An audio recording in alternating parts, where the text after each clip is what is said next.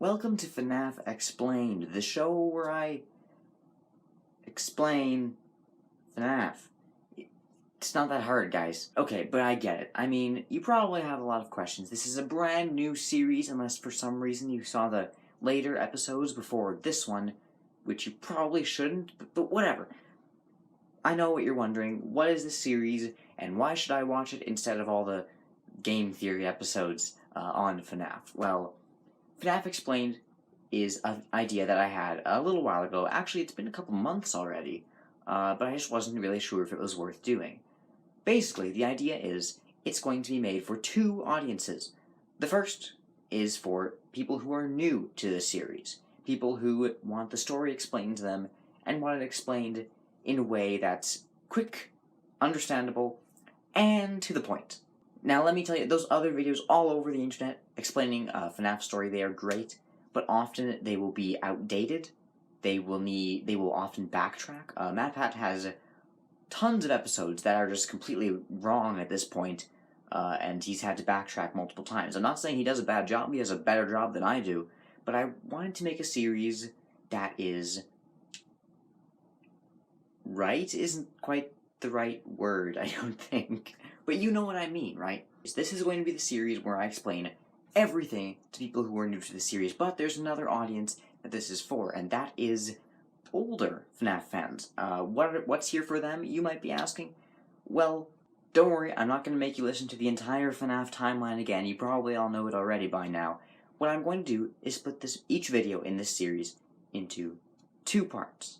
The first is for the new fans who want everything explained to them. The second part of the video is going to be for older fans, and that's going to be where I delve deep into some of the deeper mysteries and hopefully things that haven't really been talked about before in the series. Stuff like unsolved mysteries, stuff like new concepts and ideas, and stuff like going further down in the series and just getting into the nitty-gritty of things. And I think it's going to be interesting for both groups of people. Now, one more thing before we actually begin.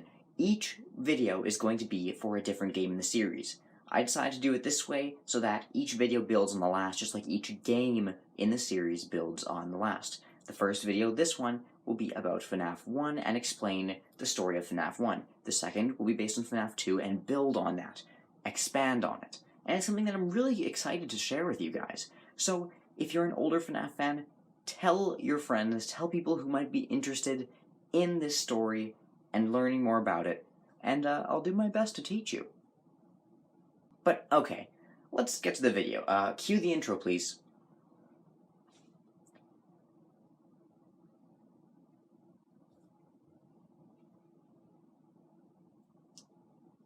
Now.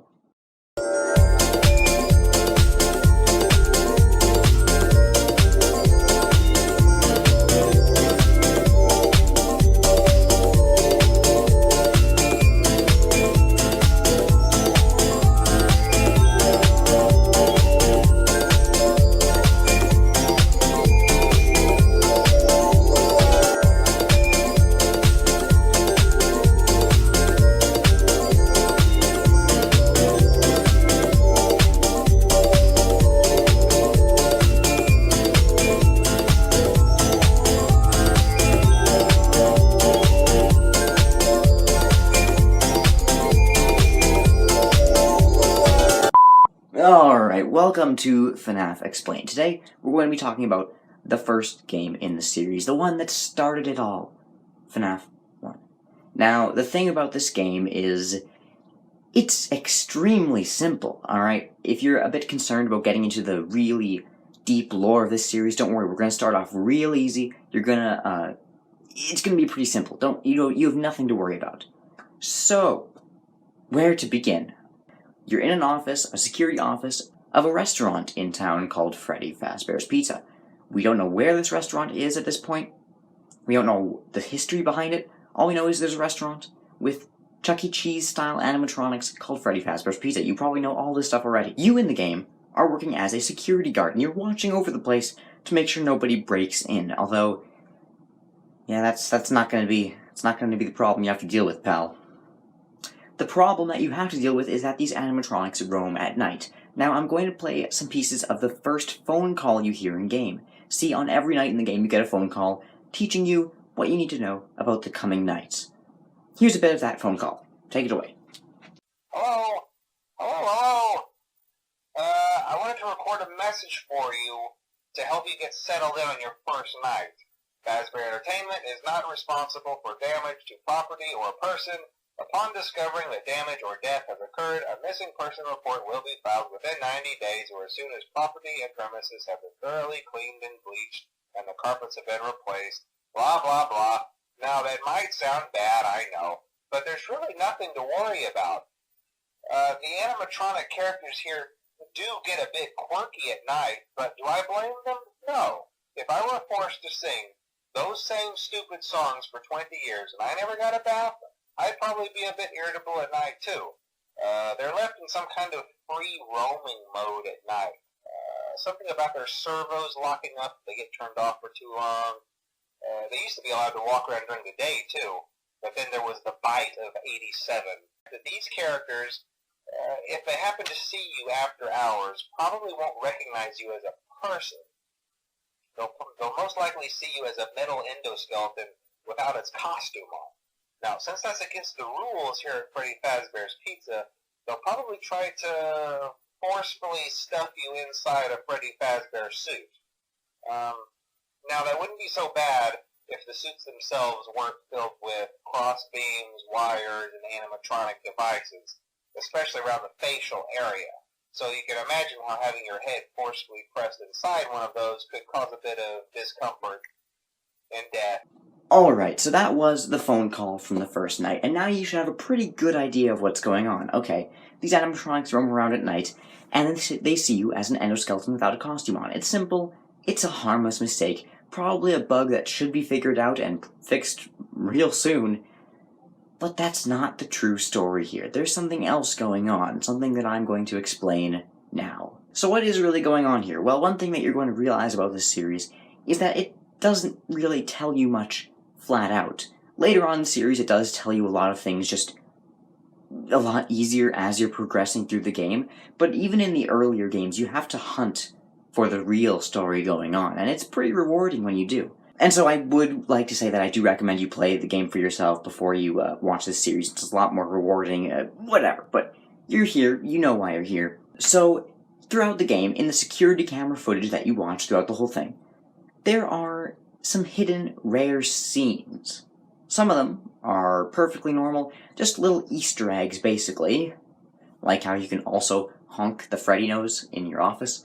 I like that, that's a pretty cool detail. But some of them are a lot more interesting. So, there are some newspapers that you can find on the wall of this establishment very rarely, might I add. They're not exactly common. But what do these newspapers say? Well, let me read them to you right now. Kids vanish at local pizzeria. Bodies not found. 2 local children were reportedly lured into the back room during the late hours of operation at Freddy Fazbear's Pizzeria on the night of June 28th. While video surveillance identified the man responsible and led to his capture, the following morning the children themselves were never found and are presumed dead. Police think that the suspect dressed as a company mascot to earn the children's trust. 5 children now reported missing. Suspect convicted. 5 children are now linked to the incident at Freddy Fazbear's Pizza, where a man dressed as a cartoon mascot lured them into a back room. While the suspect has been charged, the bodies themselves were never found. Freddy Fazbear's Pizza has been fighting an uphill battle ever since to convince families to return to the pizzeria. It's a tragedy. Local pizzeria threatened with shutdown over sanitation. Local pizzeria Freddy Fazbear's Pizza has been threatened again with shutdown by the health department over reports of foul odor coming from the much-loved animal mascots. Police were contacted when parents reportedly noticed what appeared to be blood and mucus around the eyes and mouths of the mascots. One parent likened them to reanimated carcasses. Local pizzeria said to close by year's end. After a long struggle to stay in business after the tragedy that took place there many years ago, Freddy Fazbear's Pizza has announced that it will close by year's end. Despite a year-long search for a buyer, companies seem unwilling to be associated with the company. these characters will live on. In the hearts of children, these characters will live on. So yeah, I think that gives us a pretty good idea of what's going on, and it's a lot darker than it may seem at first.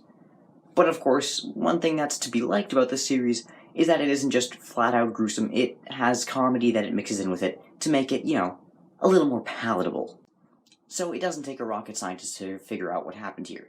Kids were lured to the back by someone wearing a mascot costume, and don't worry, later on in the series we will find out who this is. They were stuffed into the animatronic suits to be hidden, and after that it seems that the suits were possessed and went full-on haywire. Mostly at night, because at day they're, confined to their spots on the stage. There's a few more mysteries that are in this game, though. It's pretty simple at first. Even that, it's a pretty simple story even up until now, but there's two more things that we have to talk about.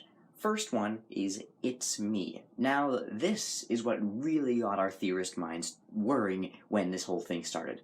See, throughout the game you'll also experience hallucinations with an animatronic face flashing on the screen, or in the cameras even. And even in Pirate Cove, when one of the animatronics, Foxy, leaves, you will see a sign that says, "It's me." What does this phrase mean? That's a very good question, and to be honest, it took us a while to figure out exactly what this means, but we have a pretty good idea now. See, there's two possible explanations here. See, first of all, the main theory that was circulating was that Michael, the person we play as in this game, is the killer. He's the one responsible for all of these events taking place.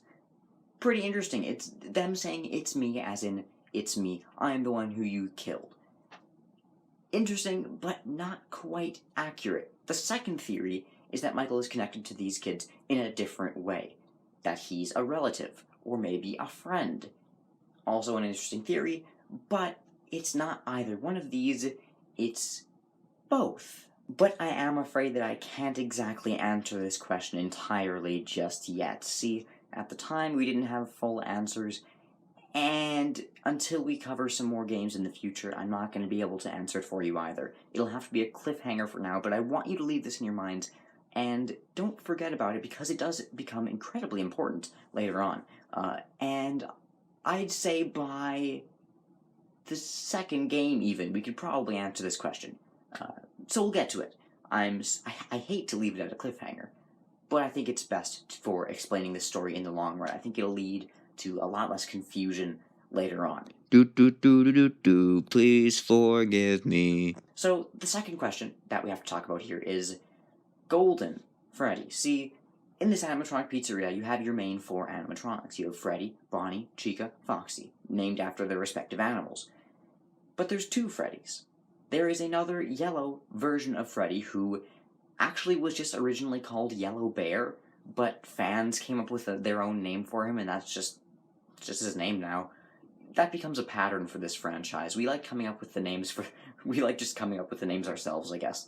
But the question is, who is this bear? See, this bear is probably the one who's most connected to It's Me. And he doesn't act like any of the other animatronics in the game. He is purely a hallucination, and the weird and creepy thing is, when he shows up in your office, completely randomly, I might add, your game will crash, or if you're playing on the new version on consoles, your game will go to the main menu, but still, weird, spooky, a fourth wall break, very strange. So clearly there is something special about this character. Now, keep in mind, it did say in those newspapers that 5 children were killed. Now, I don't know if you caught that. If you did, kudos to you. But that obviously is cluing into the fact that this animatronic is also haunted, possessed, whatever you want to call it. So why does it act different? Why is it a hallucination instead of a normal animatronic? See, it's revealed later on that Golden Freddy is actually a different type of suit than the others, and that he's actually effectively crippled at the moment. He cannot move, which means his only way of getting to you is through hallucinations. Unfortunately, to elaborate on just what type of suit he is and why it's so important later on, I'm going to have to get to it later on. I know, it sucks, but I'm hoping you'll stay with me because this is absolutely worth it in the end. So, to recap, we have 4 animatronics who are possessed by children of some sort, and we have a mysterious fifth animatronic who is effectively crippled, and because of that has to basically teleport throughout the building through hallucinations. As you can see, this is very mystical stuff, but as the series goes on, I find it actually leans more towards sci-fi. And of course, the mystery of it's me. As you can see, there's some dangling threads here, which will absolutely get explained later on, and trust me, it is fascinating. Alright, so now we're going to move on to the second part of the video. This part of the video is going to be for long-standing fans of the series. People who want to dig a little bit deeper, people who want a few more unanswered questions to dig into other than effectively the basics that we've covered so far. I know, if you're still watching this and you're a new fan, one, maybe go through the whole series before you watch this second section. You're going to be more confused, I promise. But two, yeah, that was the basics. You better get used to it. Just saying, enter at your own risk. Here's something really interesting that I actually found in the Freddy files, although I have heard it mentioned since. And this is something that, after being a fan for 4 years, I still didn't know about, so I have no doubt that there are going to be some people watching who actually have not heard of this before. So, Freddy, in the original game, actually has a handprint across his right eye and left jaw. Really interesting and kind of random. But what's really fascinating about this is that in another one of the rare screens that you can find later in the game, you can actually see a poster of Freddy ripping his head apart, assumingly. Whew. It's kind of hard to tell exactly what's going on here, but it's interesting because his handprints are in the exact same place. Just a fun little Easter egg. Doubt it means anything, but it's really fascinating. One question that's been wondered since the very beginning is why Foxy's out of order, and we still don't have an answer. The end. We know that he didn't cause the bite of 87, that's not why, because it was, in 1987, and this game takes place in the 90s. I won't go into the whole detail about how we know that, it's whatever, it's been covered to death, but if Foxy didn't cause the bite of 87, who did? I mean, it presumably doesn't take place in this location, although Phone Guy does say that these characters have been around for 20 years. If I were forced to sing those same stupid songs for 20 years and I never got a bath? Yeah, 20 years. So I suppose they could have. Maybe it was their withered versions, which were roughly out of commission about 10 years before this game takes place. We know they were at least out of commission in 1987 because that's when FNAF 2 takes place, and this game takes place around 1995, I believe. So supposedly the bite of 87 could have happened around that time, but I mean they're also out of order during that time, so no kids are going to be getting near them, so I doubt the bite of 87 could have happened then. It's all very confusing, and originally I'm sure the bite of 87 was just meant to be a passing reference. Scott made a lot of jokes in this game. It was probably just meant to be that, like, oh, remember that time there was a bite and someone, lost the front of their brain? Ha ha ha, moving on, maybe it was never meant to have any lore attached to it. Regardless, it's really interesting, and I can't help but wonder who it was. Honestly, that's really all there is here in the first game. As I said, it's pretty basic, but again, after going over later games, it does kind of flesh this one out a bit. But regardless, it's really interesting, and the second game is going to flesh this out a whole lot more, so I cannot wait to see you guys there. We're going to talk about some more complicated mysteries, and of course go over the basics again for the new fans here. It's going to be a very challenging thing to keep this series going, so again, if you have friends who you'd like to, get them into FNAF, share them this video. I need help, guys. I need help. And, of course, a like is always appreciated.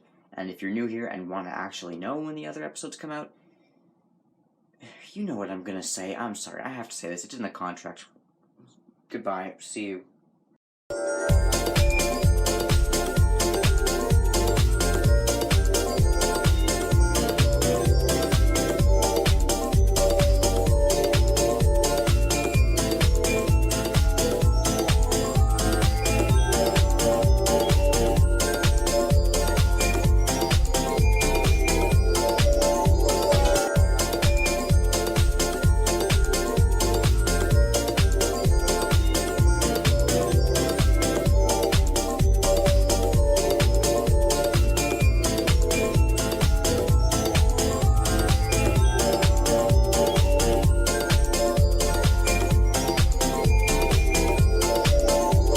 Hey, welcome back to FNAF Explained, Episode 2, where we're going to be talking about FNAF 2. It's pretty simple. As always, with a simple description of this game. It's very simple to the first game, FNAF 1. You're in an office, a security office of a pizzeria called Freddy Fazbear's Pizza. Only this time, it's the new and improved Freddy Fazbear's Pizza. So, obviously, they've made some improvements, they've made things a whole lot better, and they've also given you absolutely no doors to protect yourself whatsoever. So that's great. This time we're joined with a whole new cast of characters, including the old characters from the previous game. We've got Withered Freddy, Withered Bonnie, Withered Chica, and Withered Foxy. And we've got a new cast of characters, the toy animatronics, featuring Toy Freddy, Toy Bonnie, Toy Chica, and Mangle, who was originally, it seems, intended to be a Toy Foxy, but I mean, that didn't exactly work out. We'll get to that in a bit. There's also the Puppet, Balloon Boy, and a few Easter egg characters who really don't mean much in the series, and of course, Golden Freddy makes an appearance again. So, as you can see, the sheer scale of this game is a lot higher than in the first game. There were like 5 characters in that one. In this one, there's over 10, so we've doubled in character size. The first thing to talk about, like right out of the gate, is that this is not a sequel to the original, despite what you may believe. FNAF 2 is actually a prequel. We know this because of many things. For one, at the end of FNAF 1, which I don't think I mentioned because it doesn't affect the story in the end, but Phone Guy, your tutorial character, dies at the very end of the game, and in this game, he's back. So unless he's somehow immortal, this is a prequel. Also, the paycheck you get at the end of the game, if you beat it, matches a year earlier than the first game, where it was 1995. There's a couple other things which we'll get to, but I would like to address the one problem that a lot of people have with this game being a prequel, and that is that the Withered animatronics exist. See, if this game is a prequel, then how could there be withered old versions of the animatronics from the first game? And the answer to this is simple. See, there's been 3 Freddy Fazbear's restaurants. There's the original with these fun-looking characters you can see to the back of me here. There is the second location, which is the one in this game, and then the third location is the FNAF 1 location, where the old models got completely redesigned, they got fixed up, and then they were sent back out to perform again, which is really creepy considering that they looked like this for like quite a long time and were just, hanging out in the back of the second location. So, as with the first game, the main story is pretty simple, and I'll talk about it in a second, but the hidden lore behind this game that reveals kind of the deeper story is hidden, 1, in little Easter eggs like the first game, 2, in our phone calls from Phone Guy, and 3, in new 8-bit mini-games, which are very reminiscent of Atari, which would be one of the bigger game consoles at the time, although I believe the NES would have been out as well at the time. Whatever, it doesn't matter. The point is, those are the 3 ways lore will be revealed, but before I get to what's actually going on here, I would like to explain what the game tells you through the phone calls and just kind of through the world building it does before you find any secrets. So, as with the last game, I'm going to play some of the phone calls that are played at the beginning of each night, so you can kind of get an idea of what's going on here. Hello and welcome to your new summer job at the new and improved Freddy Fazbear's Pizza. I'm here to talk you through some of the things you can expect to see during your first week here and to help you get started down this new and exciting career path. Now, I want you to forget anything you may have heard about the old location, some people still have a somewhat negative impression of the company. That old restaurant was kind of left to rot for quite a while. They've spent a small fortune on these new animatronics. Facial recognition, advanced mobility. They even let them walk around during the day. But most importantly, they're all tied into some kind of criminal database so they can detect a predator a mile away. But when it gets quiet, they think they're in the wrong room. So then they go try to find where the people are, and in this case, that's your office. So our temporary solution is this. There's a music box over by the prize counter, and it's rigged to be wound up remotely.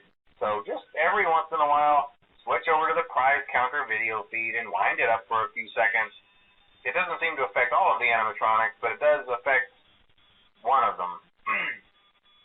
And as for the rest of them, we have an even easier solution. You see, there may be a minor glitch in the system, something about robots seeing you as an endoskeleton without a costume on and wanting to stuff you into a suit. So hey, we've given you an empty Freddy Fazbear head. Problem solved. I'm sure you've noticed the older models sitting in the back room. Those are from the previous location, and we just use them for parts now. The idea at first was to repair them. They even started retrofitting them with some of the newer technology, but they were just so ugly, you know, and the smell. So the company decided to just go in a whole new direction and make them super kid-friendly. One more thing, don't forget the music box. I'll be honest, I never liked that puppet thing.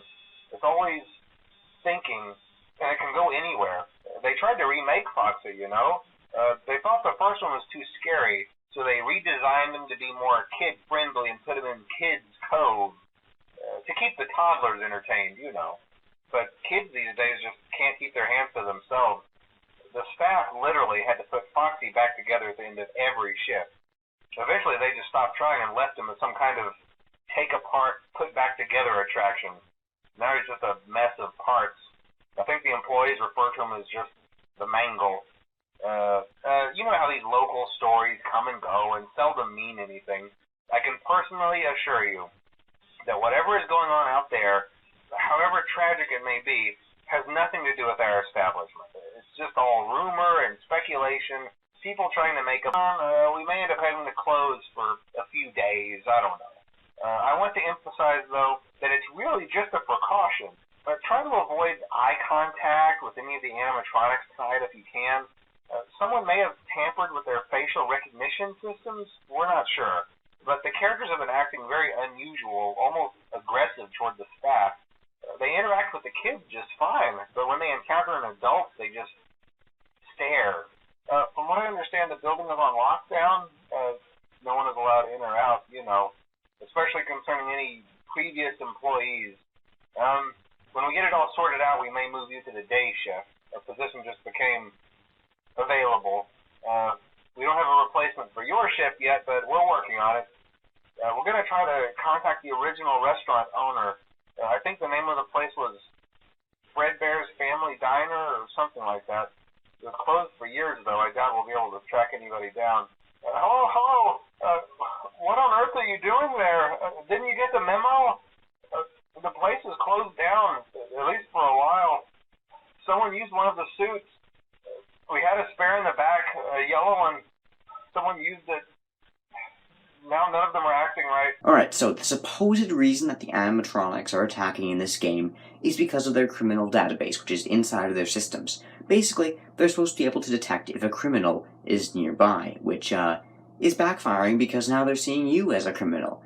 Why this is, we'll get to in a second. Let's touch on a few other things first. One other thing to note, and basically the first thing Phone Guy tells us, is that people already have a very negative impression of this company because of something that happened at the first location, where these animatronics love doing that. I love just being able to, like, gesture behind me, like, yeah, these guys, where these guys were performing.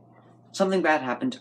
It's explained later in the game, but for now, you're kind of left wondering, okay, what could that be, and how does it affect me? This is likely why the animatronics were given their criminal databases, so they can tell, you know, just so they can make sure that nothing bad happens here again. It doesn't work. Now, in the last video, I promised we'd get some answers to the questions that were left dangling at the end of that video. If I remember correctly, those would be the Bite of 87, which I never revealed who did it, and Golden Freddy, and I'm hoping to solve both of those in this video. First of all, the Bite of 87. So, actually, if you take a look at the paycheck you get at the end of the game, it's revealed that this would be the perfect amount of pay for 1987. So who actually is the victim of the Bite of 87? Some people say it's someone who was at one of the birthday parties during this time. Some people say it was you, the night guard, which seems to be the accurate theory, considering the fact that, actually, if you take a close look at, again, the paycheck you receive at the end of the game and the one you get after the bonus 6th and 7th night, the name actually changes. In the first 5 nights, you are this handsome lad, and in the next 2 nights, you are this guy. Yeah, so, I mean, seems like a very random decision for Scott to make until you realize that could mean that Jeremy Fitzgerald was the Bite of 87 victim, and that's why he doesn't come back to work the next day. As I said in the last video, I don't think the Bite of 87 is meant to have any implications for the lore. I think that it's just kind of meant to be a throwaway gag, but this could be who it was. In the end, it doesn't really have any connections to other lore. It's just its own little event that doesn't really connect to anything else. Now it's time to delve into the main mysteries of this game. Who is the killer? Who is the one responsible for the possession of these animatronics? Which is something that we've been wondering since the first game. And how do these animatronics come to be possessed in the first place? Along the way, we'll solve a few other smaller mysteries, but those are the main things we're looking to solve in this video. So, first of all, what's the story here? Can we get a first-hand look at the possession of these animatronics? And it turns out, yes, we can, in the form of the 8-bit minigames I mentioned earlier. Today I'm going to go over each of the minigames and talk to you about what they mean. So, first of all, I have some notes here, so pardon me if I'm looking down all the time. So pardon me if I keep glancing down. It's a lot to remember, as you'll soon see. The first minigame is... So first we have the most played minigames, which occur sometimes when you die in the game. This is called the Save Them minigames, where you're one of the main 4 animatronics, and it looks like one of the original animatronics, and you're following the puppet around. Remember how I said the puppet was going to be important? Yeah, I was right, shocker. You wander through the darkened restaurant, and it looks abandoned. There is rain dripping from the ceiling, and no one is here, and it looks like it's the nighttime because, well, it's dark. At the end of the minigame, Purple Guy, who is this little guy, comes out, and on the screen flashes the words, "You can't." Save them, you can't.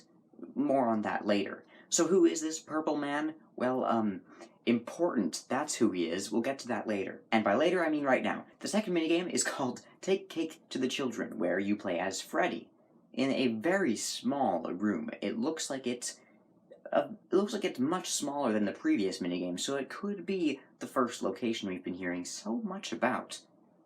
As you feed children cake, you see in the background a child is crying outside until this same purple man drives up in a purple car and stabs them.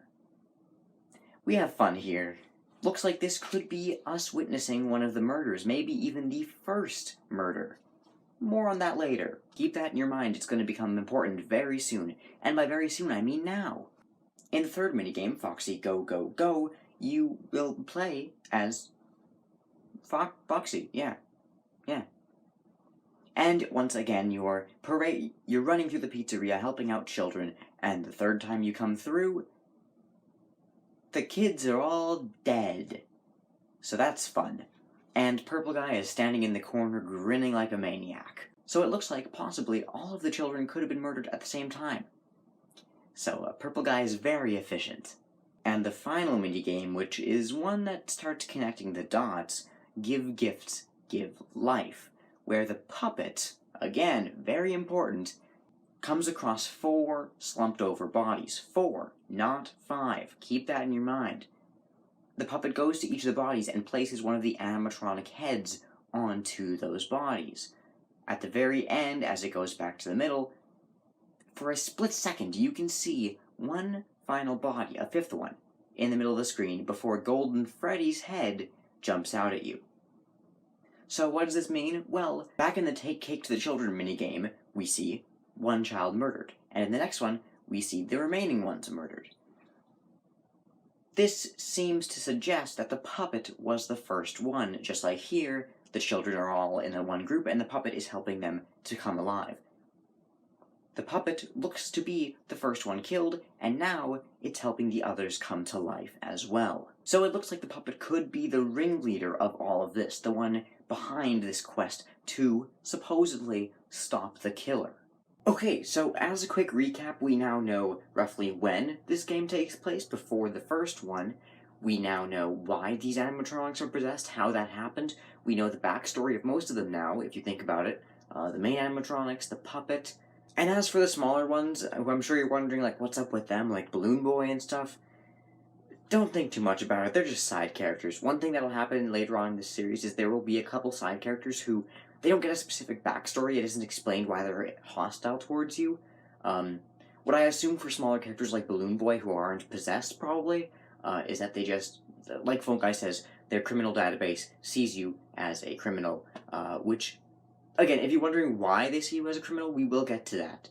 It's not just because they're going haywire or something. There is a reason for why they think you are the killer, which we're going to get to soon. While I can say that we can't exactly solve that in this very video, it'll be explained later on in future games, we can figure out a lot about the killer already. And I think that'll be kind of our last main thing to talk about before we kind of wrap this first section of the video up. So what do we know about this killer? I'm going to take this from the Freddy Files, which is a guidebook for the series, which covers things really nicely, and it put together some really nice notes here. I figured I would use them, but I figured I'd credit it so you guys know to check here for more. This purple guy seems to be associated with the restaurant. It looks like he could be wearing a badge on his shirt, or his flesh. I mean, it's kind of hard to tell. He seems to know how to tamper with the animatronics and how they work, because on night 4 you're told that someone may have tampered with the animatronics' facial recognition systems, which also could explain why the animatronics are attacking you, even though you probably didn't kill those kids. But there could be another reason, and I'll get to that. Also in the phone calls on night 5, Phone Guy says that the building is on lockdown, no one is allowed in or out, especially concerning any previous employees, which further cements the idea that Purple Guy did work here, and seems to know how these robots work. Also from the phone calls, see, I told you they'd be much more important in this game than in the first one. In the first one, they weren't that important. They were a lot of red herrings, but in this game, they really help us piece together things. On night 6, Phone Guy tells you that someone used one of the suits in the back. One of the spare suits, one of the broken down ones, possibly. A yellow one. At first it seems this could be Chica, but that's not the case, and we'll get to that in the next game. So while we don't know much about this purple guy yet, we know a lot more about him than we did. He probably worked at one of these locations, and could presumably even be one of the night guards we've seen so far. We don't know. And we know a lot about the origin story of the kids and these animatronics and why they're attacking you. That's a lot of questions answered. We know who the puppet is. We don't care about Balloon Boy and never will. Alright, so now we're going to be moving into the second part of the video, the one for older fans. If you're a newer fan, I recommend you don't come here until you're a little bit more experienced with this series. In this part, we're going to be talking about a little bit more about some of the things we didn't exactly mention in this video, much more hidden, unsolved mysteries, and we will be going into stuff like Shadow Bonnie and Shadow Freddy, which I didn't talk about in the main part of the video. So I mentioned in the first part of the video that probably the reason these animatronics are attacking you is because, as Phone Guy says, someone messed with their facial recognition systems. But one other interesting theory, and we don't really have a full answer for this, is that they could see you as the killer. If you have been a fan of this series for a while, you know that you play as Michael Afton in these games, the son of the killer. If you're still watching this and you're a new fan, I warned you, guys. And that you look very similar to your father, which is why these animatronics could be attacking you. Or it could be that, combined with their facial recognition tampering stuff. The only problem I could see with the fact that you being Michael Afton is that in this place in the timeline, he would be probably like a teenager. And it would be around the time where, it would be about 4 years after the time where the Bite of 83 happened. So I doubt he would really want to go in one of these pizzerias. I doubt he would want to be a security guard here. About 10 years later is when he starts investigating the things that happen around here and becomes a security guard at FNAF 1's location and sister location's location. One thing I've always wondered is why the Freddy head doesn't work on Foxy. Pymation's made an animation where they make fun of this little feature. It's something that I've always kind of wondered. Foxy's always been kind of the odd one out, which has never been explained. I don't have much to say about that. It's just something to chew on. So if you guys have any ideas about that, let me know for sure. It's something that I've always kind of wondered. I just figured I'd mention it, bring it to mind, you know. What I find really confusing is the fact that this game arguably also takes place before Sister Location does. Sister Location takes place after FNAF 3, and FNAF 3 takes place after this. It just doesn't really make sense because Mangle is seemingly a withered version of Funtime Foxy, and Funtime Foxy in Sister Location is perfectly fine. I suppose Mangle could have been repaired, like the withered animatronics are repaired, but why would they want to? Mangle has always been so much more fragile than the others, and they just kind of, it is the employees gave up on it. It could still have been repaired, probably, but I doubt it. Or maybe they're just entirely different things. Maybe Funtime Foxy and Mangle are just completely different. Now, in the first part of the video, I didn't mention the explanation for Shadow Bonnie and Shadow Freddy for the new fans, because I'll save that for later videos. It's a bit harder to explain when we only have 2 games so far. But it seems like Scott also hasn't given us an explanation for this yet. My theory is that Shadow Bonnie and Shadow Freddy have to do with agony. In case you don't know, into the Fazbear Frights books, agony is... You can go there for a really in-depth explanation for it, but agony is basically what makes haunted objects. If something has a high concentration of agony, it will act, well, bad. And it can even create its own creatures, its own paranormal beasts of some sort.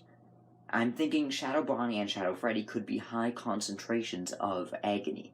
Shadow Bonnie could be the agony from William Afton's murders, all gathered up into the representation of a bunny. Although Shadow Bonnie is Toy Bonnie, which William Afton used a Spring Bonnie suit to kill kids, that gets a bit iffy. But again, it's just an idea. It's just a theory. And Shadow Freddy could be from the bite of 83, since he looks a lot like Golden Freddy, Spring Freddy. I don't know, just an idea. We really don't have a solid explanation for that. One cool thing that's been mentioned, and the last thing I'd like to talk about for this section of the video, is the 8-bit minigames. These have always been filled with such interesting details, and in this one, what you'll notice is that the pizzeria shape in each of these minigames is a bit different. One represents the FNAF 2 map, one looks similar to the FNAF 1 map, and one actually looks like it's very small. One room, it could be Fredbear's Family Diner, or the Freddy's location that was before this that we've never seen. I'm not sure about that. It's probably not Fredbear's because Brown Freddy is there, not Yellow Freddy and Yellow Bonnie, so I doubt that it's Fredbear's, but it could easily be the Freddy's location before this. Something to think about. It's an interesting detail that one of them looks exactly like the FNAF 2 map, and none of the others do. Definitely probably means something. It's hard to say. Anyway, that's all I'd like to talk about for now. Thank you guys so much for watching. I will see you in the next one, where we're going to be talking about FNAF 3. Some people have been asking me if I'm going to also cover the books as well, and FNAF World. It depends if I have enough material for it. If I cover the books, it'll likely all be every book in one video. But we'll see about that. We'll see how long it stretches out for. These videos are already long enough as it is. It kind of depends how things are going to go. I'm not quite sure yet. But yeah, that's all I'd like to talk about for now. If you're new here, subscribe. Oh, and like the video. Yeah, I'll see you guys next time. Bye-bye.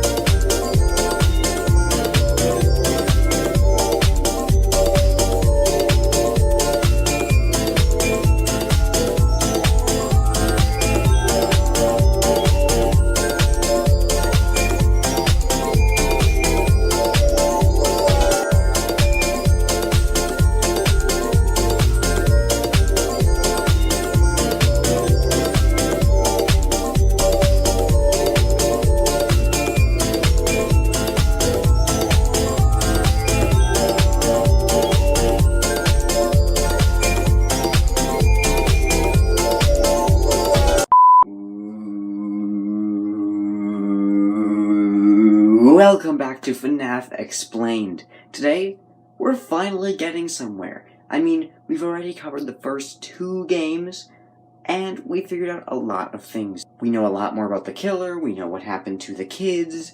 We're starting to get somewhere here. If you missed the first 2 episodes, make sure to check those out first, but today, we're going to be delving into FNAF 3. Now, FNAF 3 is probably the last relatively simple game before we get into a lot of more confusing, a bit harder to understand stuff, but we'll get through it all. But today, we're going to be taking another look at the killer, the purple guy, and we're going to be establishing what happens to him. We already know what he did, but what happens to him after the animatronics become possessed? Where did he go? The last we hear of him is that he was convicted, but was he ever actually put in prison?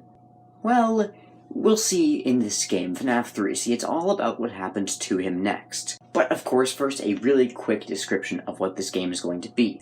So in this game, we're going to be in a location that takes place decades after the first two games. This one seems to take place in the 2020s, so we're like right on the cusp of whenever FNAF 3 takes place. The most common idea is around 2024, but it doesn't matter all that much. We don't need a specific date. You're not working in a normal pizzeria either. You're working in a horror attraction called Fazbear Frights. So in this game, Scott didn't even have to try to make things look somewhat kid-friendly. In this thing, it's just creepy. And there's a lot of green. Let me tell you, there is a lot of green. You're here working as a performer, but also as a security guard, just like in the last two games. You're watching people, making sure, as Phone Guy says, no one makes out in the corner. But soon enough, they find an actual animatronic for this place. And of course, there'll be more 8-bit minigames which kind of reveal the story here.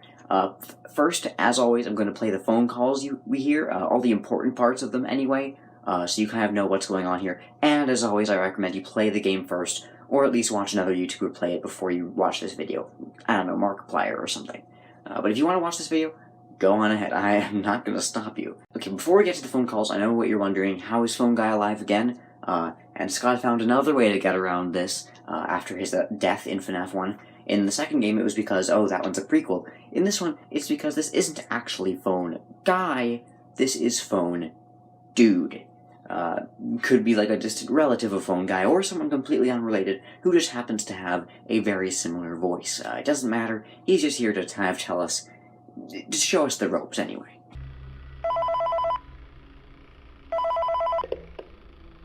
Hey, glad you came back for another night. I promise it'll be a lot more interesting this time. We found some great new relics over the weekend, and we're out tracking down a new lead right now. So, let me just update you real quick, then you can get to work. Like, the attraction opens in like a week, so we have to make sure everything works and nothing catches on fire. You'll be starring as the security guard. But, you know, like I said, we're trying to track down a good lead right now. Some guy who helped design one of the buildings says it was like an extra room that got boarded up, or something like that. Look, this place will give you the spooks, man. And if you let that ventilation go offline, then you'll start seeing some crazy stuff, man. Keep that air flowing. So Phone Dude tells us that the new Fazbear Entertainment thing is basically trying to capitalize off of the old rumors about Freddy Fazbear's Pizza, and how it had a bit of a shady past. The company is going to be looking up into an old boarded-up room to investigate and see if they can find any goodies in there to put inside this horror attraction, Fazbear's Frights. For the first night, they haven't found anything, but on the second night, they find something. Hey man, okay, I have some awesome news for you. First of all, we found some vintage audio training cassettes. Dude, these are like prehistoric. I think they were like training tapes for like other employees or something like that. Now here's the thing, Phone Dude actually doesn't show up too much for this game. Eventually, he finds some old cassette tapes from the old Phone Guy, so he returns once again. This time, though, these are training tapes for old employees. Something similar to the phone calls you get in the first two games, only this is for actual animatronic performers, where Phone Guy is telling them how to perform and how not to bleed out. Here, let's get to that. But I have an even better surprise for you. You're not gonna believe this. We found one. A real one. Gotta go, man. Well look, it's in there somewhere. I'm sure you'll see it. Okay, I'll leave you with some of this great audio that I found. Talk to you later, man. Hello? Welcome to your new career as a performer/entertainer for Freddy Fazbear's Pizza. These tapes will provide you with much-needed information on how to handle/climb into/climb out of mascot costumes. Right now, we have two specially designed suits that double as both animatronic and suit. So please pay close attention while learning how to operate these suits, as accidents/injuries/death/irreparable and grotesque maiming can occur. First, we will discuss how to operate the mascots when they are in animatronic form. For ease of operation, the animatronics are set to turn and walk towards sound cues. This is an easy and hands-free approach to making sure the animatronics stay where the children are for maximum entertainment / crowd-pleasing value. To change the animatronics to suit mode, insert and turn firmly the hand crank provided by the manufacturer. Turning the crank will recoil and compress the animatronic parts around the sides of the suit, providing room to climb inside.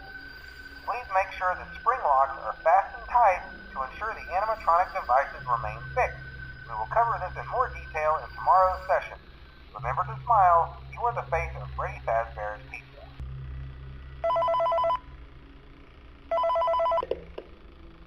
Hello. For today's lesson, we will be continuing our training on proper suit handling techniques. When using an animatronic as a suit, please ensure that the animatronic parts are tightly compressed and fastened by the spring locks located around the inside of the suit. It may take a few moments to position your head and torso between these parts in a manner where you can move and speak. Try not to nudge or press against any of the spring locks inside the suit. Do not touch the spring locks at any time. Do not breathe on the spring locks, as moisture may loosen them and cause them to break loose.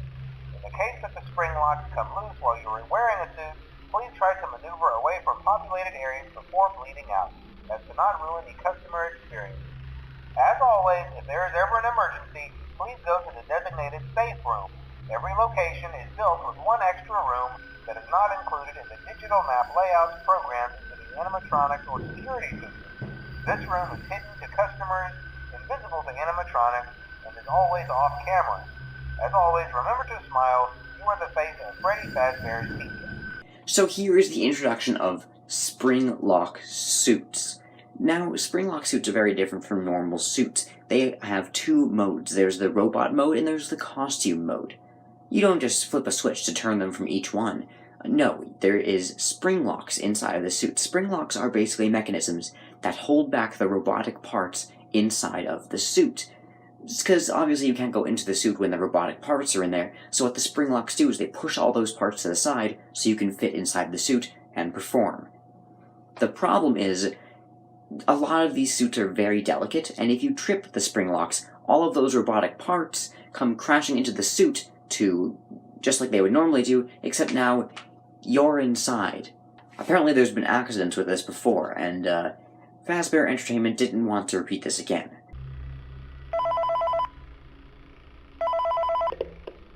Hello. There's been a slight change of company policy concerning use of the suit. Don't.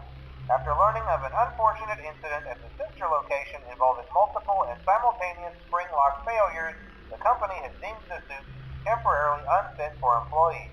Safety is top priority at Freddy Fazbear's Pizza, which is why the classic suits are being retired to an appropriate location while being looked at by our technicians. Until replacements arrive, you will be expected to wear the temporary costumes provided to you. Keep in mind that they were found on very short notice, so questions about appropriateness / relevance should be deflected. I repeat, the classic suits are not to be touched, activated, or worn. That being said, we are free of liability.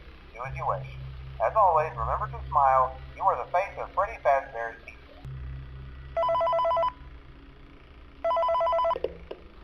Hello. This is just a reminder of company policy concerning the safe room.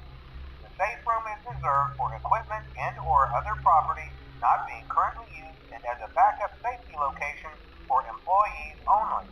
This is not a break room and should not be considered a place for employees to hide and or congregate. And under no circumstance should a customer ever be taken into this room and out of the main show area. Management has also been made aware that the Spring Bonnie animatronic has been noticeably moved and would like to remind employees that this costume is not safe to wear under any circumstances. Hello. This is just to inform all employees that due to budget restrictions, the previously mentioned safe rooms are being sealed at most locations, including this one. Work crews will be here most of the day today, constructing a false wall over the old door face. Nothing is being taken out beforehand, so if you left anything inside, then it's your own fault. Management also requests that this room not be mentioned to family, friends, or insurance representative. Now, I'm sure all of this seems really random and really disconnected, and you're not quite sure how it all fits together. It'll all make sense soon. Just give me a second here to explain the last few bits here that I have to talk about before we start piecing things together.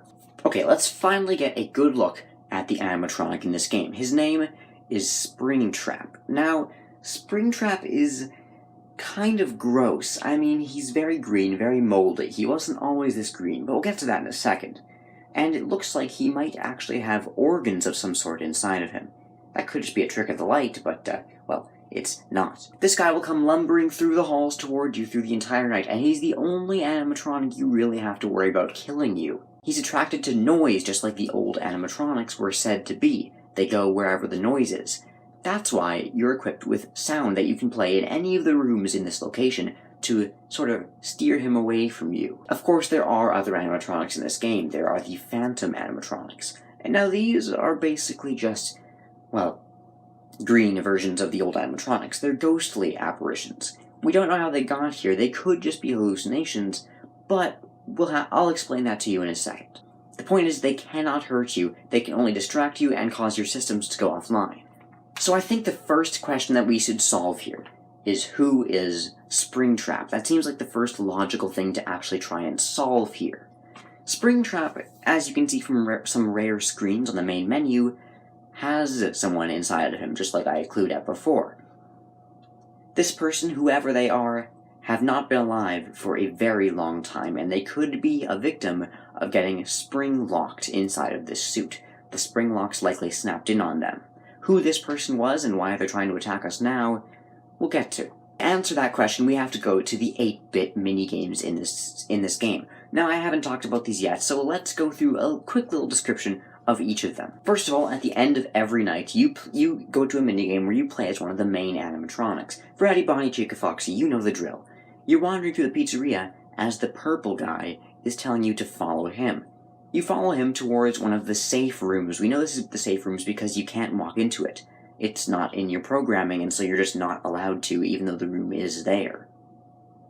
Just like the safe rooms were described. But Purple Guy is inside that room, and he jumps out to dismantle each of the animatronics at the end of every night. Now, in the last one, you don't play as an animatronic, but rather this little gray sprite. Who is this guy? Well, he's a children's soul. And he's wandering through the pizzeria, but this time no one is telling him to follow them. He wanders through the pizzeria, and eventually finds Purple Guy. Now, Purple Guy is in a room. It's very empty. It's the safe room, as with before, but this time, since you're not an animatronic, you can enter it. In this room as well are 4 other ghostly children. Sound familiar? Yes, these are the souls of the animatronics, only now, since the animatronics have been taken apart, they don't have a body and they're forced to wander around this pizzeria. Purple Guy is obviously scared, showing that he can see these souls. They're not invisible to him or something. And he's trying to get away from them until he goes to seek refuge in a yellow suit lying in the corner. Now this is where things start to come together. A yellow suit. The first thing you might think of is Chica, but no, she's not important, she's never been important, and she'll never be important. I'm sorry, it's true. This looks more like Golden Freddy, only with golden rabbit ears instead. And yes, that is exactly what this guy is. He's not Golden Freddy, he's Golden Bonnie. Or as his actual official name is, Spring Bonnie. See, as explained in the phone calls, there are 2 Springlock suits. At least 2 that are in commission. There's the Golden Freddy and Spring Bonnie suits. Spring Bonnie is here, lying in the corner, and, just like it said in FNAF 2, in one of the phone calls, a yellow suit was used by Purple Guy to kill these children, and it is this very Spring Bonnie suit. And then he hid the bodies in the other suits, such as the Golden Freddy suit. In fact, that explains the reason the Golden Freddy suit can't move. As a soul, the children can't move around in these suits because, well, they don't have the proper mechanisms. They're springlock suits. You can't just walk around in them, you have to trip the spring locks first. So, back to our minigame. Purple Guy goes to hide in this suit, and as he does, he trips the spring locks. It's not quite sure why this could be. It could be sweat because he's scared, but something triggers these spring locks, like some form of moisture. And he is crushed inside. And this seems to be the end of our killer. He starts bleeding out, the children fade away, and we get our happy ending. Mind you, to get that happy ending, you have to solve some other really cryptic minigames. They don't seem to have much lore importance, and if they do, we've never solved it. I may get to it in the second part of the video for the older fans, so if you want the answer to that, I recommend you check out more of the series first, or else it just absolutely won't make sense. Regardless, if you complete all of these and you unlock this minigame as well, you get your happy ending, where it looks like these suits are no longer possessed. It looks like the children, having gotten revenge on their killer, have been set free. It's a very happy ending, except, well, there's a problem. As you may have pieced together already, the purple guy isn't dead. Well, at least not quite. See, the Spring Bonnie suit is still very much active, as we find out in Fazbear Fright. Yes, in case you didn't piece it together already, Spring Bonnie is Springtrap. He's gotten green with mold, the body of purple guy is still inside of him, and I guess that means technically this is the first time we've actually seen a human in this series, albeit a very dead one. Never mind. The point is, now it's up to you to finally finish this guy off. And you do in the end of the game where the the horror establishment, burns to the ground. This could also explain why the phantoms exist. See, we thought that the souls were set free, but it's entirely possible that they could have not been set free since the killer is still alive. Once he's released here, they could easily come back to haunt you. Or it could just be hallucinations. To be honest, we don't really know. But it's likely that they are the souls, only now their suits have been taken apart, they have to wander as ghosts that can't actually kill you. The phantoms. Although there is one problem. See, even after you burn down the entire establishment, if you beat Night 6, the bonus night, you can see in the new newspaper that says that Fazbear Fright burns, if you brighten up the image, you can see Springtrap is still lurking in the background. It looks like he may have survived this fire after all, and the purple guy may still be around. But I guess we'll have to find out next time. Now, one more thing I'd like to talk about. I kind of glanced over the shadow animatronics from FNAF 2, because to explain them, we would have to have this game. Now I can talk about them freely with you guys, and it's pretty interesting, this theory of what they could be. See, the most popular theory is that Shadow Bonnie and Shadow Freddy, well, I mean, Golden Freddy and Golden Bonnie. There seems to be a connection there. It's the same animatronics, which seems like a really weird coincidence. What could this mean? Well, on Night 4 of FNAF 3, Phone Guy mentions multiple simultaneous spring lock failures, as in people who were crushed in spring lock suits. Multiple. Now this could just mean that multiple spring locks failed, but that's usually the case. It wouldn't be anything surprising. Usually it seems that when one spring lock fails, multiple do. What Phone Guy likely means here is that multiple animatronics failed at once. Specifically the Spring Bonnie and Spring Freddy suits. The Shadow Bonnie and Shadow Freddy animatronics could be the representations of the employees who were killed in these suits. It's an interesting theory, and although it doesn't have much evidence, I think I could see it being the case. One thing that I haven't heard people talk about, but that I just thought of, is that it's interesting how they are purple as well as Purple Guy. I don't think it means anything, but one thing it could mean is, since all three of these people could have been spring-locked, perhaps the color purple is linked with being spring-locked. It's just an idea I had. I don't think it actually is true, but it's definitely something to think about. Alright, now that's all we have to talk about for FNAF 3, and honestly, that didn't take too long. This game is a lot more easy to understand than the others. It just has a lot of separate ideas that you have to link together to really figure things out. Once you've done that, it's smooth sailing. So now we're going to be moving on to the section for older fans, and talking about some of the theories that I have that newer fans should probably check out the rest of the series before they actually check out this part, because it'll just be, extremely confusing. As I mentioned in the first part of the video, the explanation for the phantoms could be that they're actually the souls of the children, and now, since Phone Guy dismantled those old animatronics, and the others were dismantled by Fazbear Entertainment themselves, those souls don't have bodies, and therefore can still appear to you, but can't kill you. Of course, this is probably not the case, since other animatronics like Balloon Boy also have phantoms, which I don't think Balloon Boy is possessed. If anything, he's been, injected with a remnant or something like the Funtime animatronics were. But either way, it's hard to say. I don't think we've ever really gotten a full explanation for the phantoms, and we've just kind of been left with speculation for all this time. but I think that is the best explanation we have, even if some animatronics like Balloon Boy don't quite match it. I am hoping, though, that we do get a better explanation for it later on. Also, I guess that wouldn't really work with the puppet, since the puppet is still apparently around inside Lefty. Yeah, none of it really makes sense, but it's the best idea we have. Let me know if you guys have any other ideas, because I would love to hear them. I don't really have any other ideas myself, so. One other little fun fact, did you know that Golden Freddy, when slumped on the floor, kind of matches Spring Bonnie's position from the 8-bit minigame? I mean, obviously, since he's 8-bit, it's hard to tell, but I thought it was cool. Alright, now let's tackle the main issue I wanted to in this second section. I didn't mention it in the start of the video since we still don't know what half of the 8-bit minigames in this game mean. A lot of them just seem super random, but I do want to go through them and give just kind of my thoughts on what they could mean, potentially. As with the last video, I'm getting this part from the Freddy files because it has a lot of really helpful info, and I don't want to go through all these games again myself.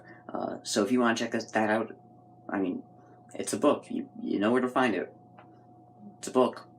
The first minigame, Balloon Boy's Air Adventure, has, like, nothing to talk about. I mean, it's Balloon Boy in a pretty gray room with a little bit of platforming action and balloons that he has to collect. And, you know, there's the exit. It's really... See, this is why I didn't mention it in the main part of the video for the new fans. It's just there's so little here to work with. It just seems like a minigame that's meant to unlock the final ending. It doesn't seem like it's supposed to have extra lore itself. The second minigame, though, Mangle's Quest, is a bit more interesting. See, in this one, you're trying to collect Mangle's parts, while also avoiding children for some reason. As you enter the second door, the one that you're supposed to, you would come across a large version of what appears to be a crying puppet, like, you know, the puppet. It's hard to say what this means. I mean, it's probably just an Easter egg, like, oh, hey, the puppet's there. But it's really hard to say. Like, again, I can't think of what this could mean. It could be, what I'm thinking it is it's another hint that the puppet is the one that's behind all this. You know, just in case that wasn't clear enough already. Maybe it's Scott, you know, just, again, pointing to, yeah, the puppet is the one who's kind of orchestrating all of this. Chica's Party, again, pretty much very similar to Balloon Boy's Air Adventure. Not much to talk about there. But the next one, Stage 01. Very interesting name, first of all, and just really, well, let's talk about it. First of all, the code you type in to actually access this game is reverse for a familiar shade of purple in hex code, which is just, couldn't explain it to you if I tried. And when you enter, you get probably our first look at Fredbear's Family Diner, featuring Spring Bonnie and Spring Freddy. One thing to say, I never understood why Spring Bonnie and Golden Freddy have different names. It should either be Spring Bonnie and Spring Freddy, or Golden Bonnie and Golden Freddy. I hate it. I always mix it up. So if you hear me mix it up in this video, just try to get through it. Doesn't end up going anywhere, no new revelations about Fredbear's Family Diner, just, yep, they're here, and then the end. You see why I didn't want to talk about these minigames? Alright, second to last, we have Shadow Bonnie's a minigame, which features Shadow Bonnie kind of glitching in and out of the other minigames, kind of confirming that he's been around basically since the beginning here, which he already shows up in FNAF 2, meaning he was likely killed in before FNAF 2. So we already kind of knew he's been around here for a while, but we just have never really had confirmation, and the fact that he can glitch into any of these scenes just kind of confirms that. I mean, he goes to Fredbear's, he goes to all the other different minigames in this game. He seems to kind of be connected to everything.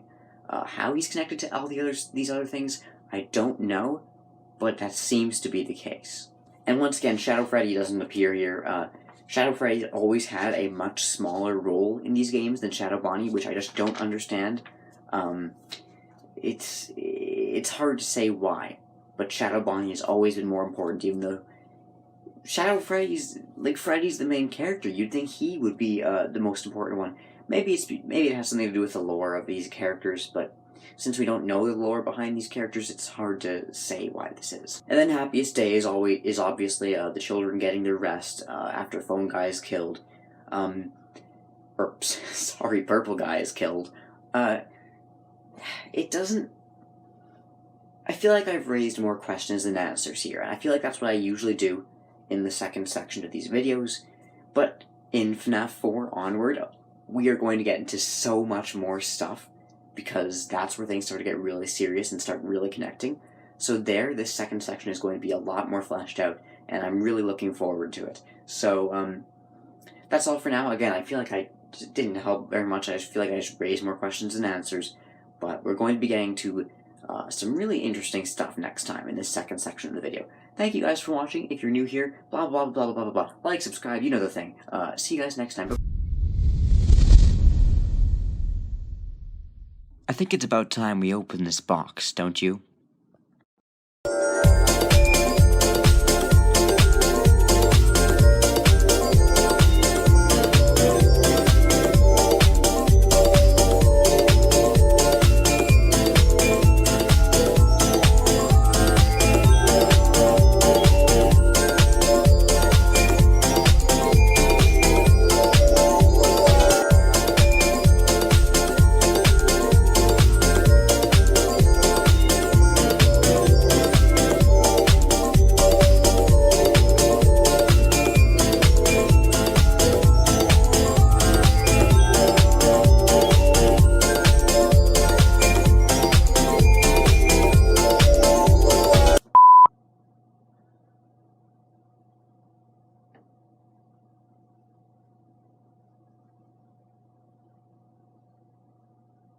Welcome back to FNAF Explained.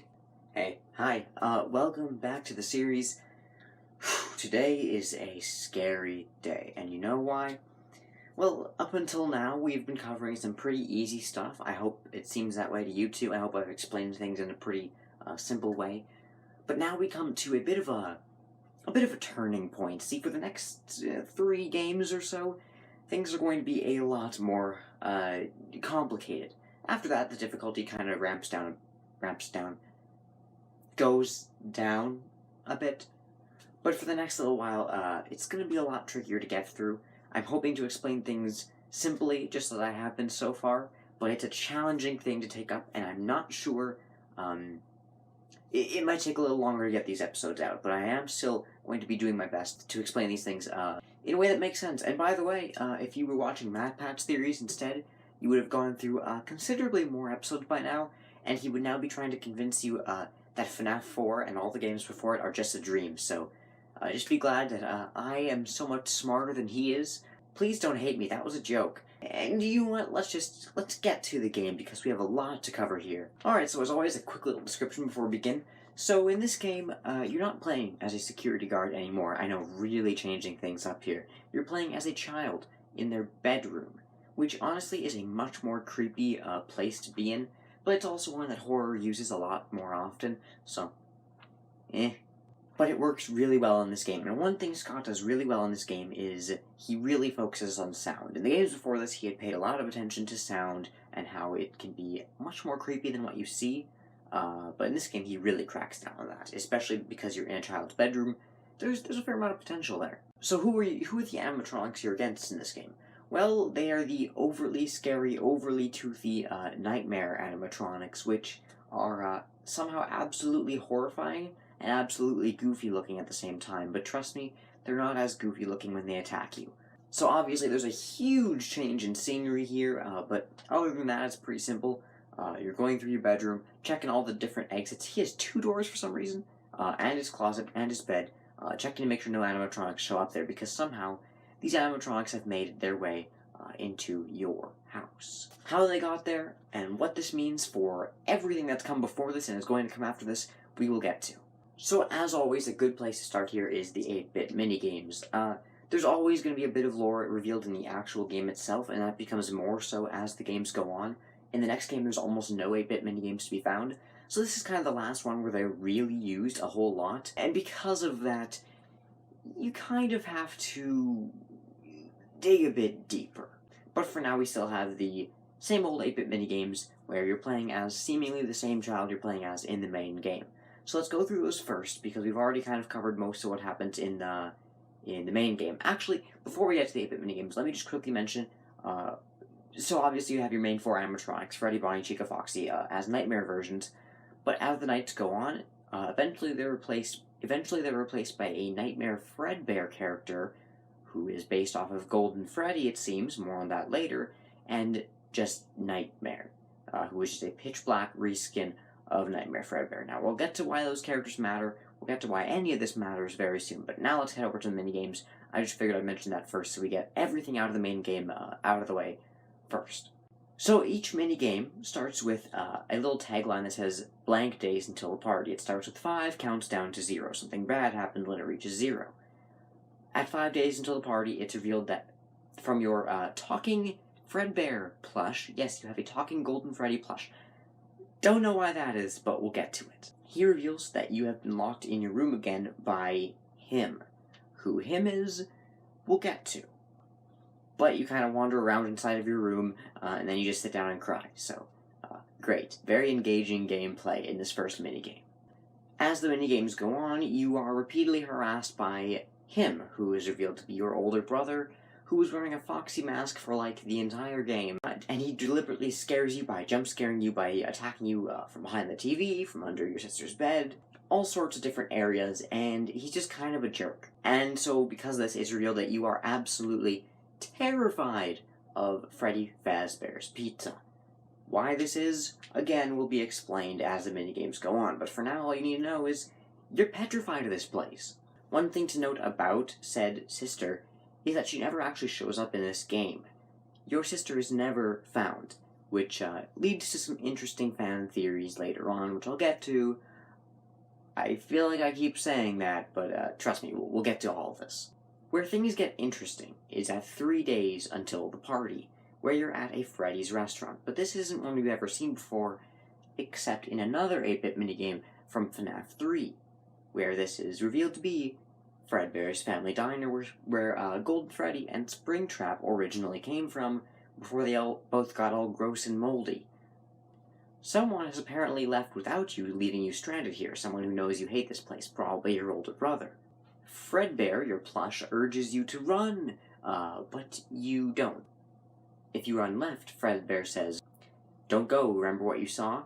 And if you go right, a man in a Fredbear suit approaches, and Fredbear says, "Don't go, you know what will happen if he catches you." Again, so many questions raised and so few answers so far. But as for the last 3 games, things start to get pieced together later on, and I'm really excited to show you what this all means. At 2 days until the party, you're back at the restaurant, but this time you can leave, and it's revealed that the birthday party coming up is yours. The question raised here is, why are you going to Fredbear's for your birthday party if you hate it so much? Again, the minigame ends with your brother jump-scaring you, blah blah blah, and then we move on to 1 day until the party. In this one, it's very short. You're locked in the back room of Fredbear's Family Diner, where you're begging someone to let you out, but no one does. Your brother sucks. 0 days until the party. The last minigame in this entire game, where your brother and his group of hoodlums, his group of absolute heathens, grabs you, carries you over to Fredbear on the stage, mocks you, and then throws you into Fredbear's mouth. They know you're scared of this guy. They know you're terrified of him. They throw you into Fredbear's mouth, and he chomps down.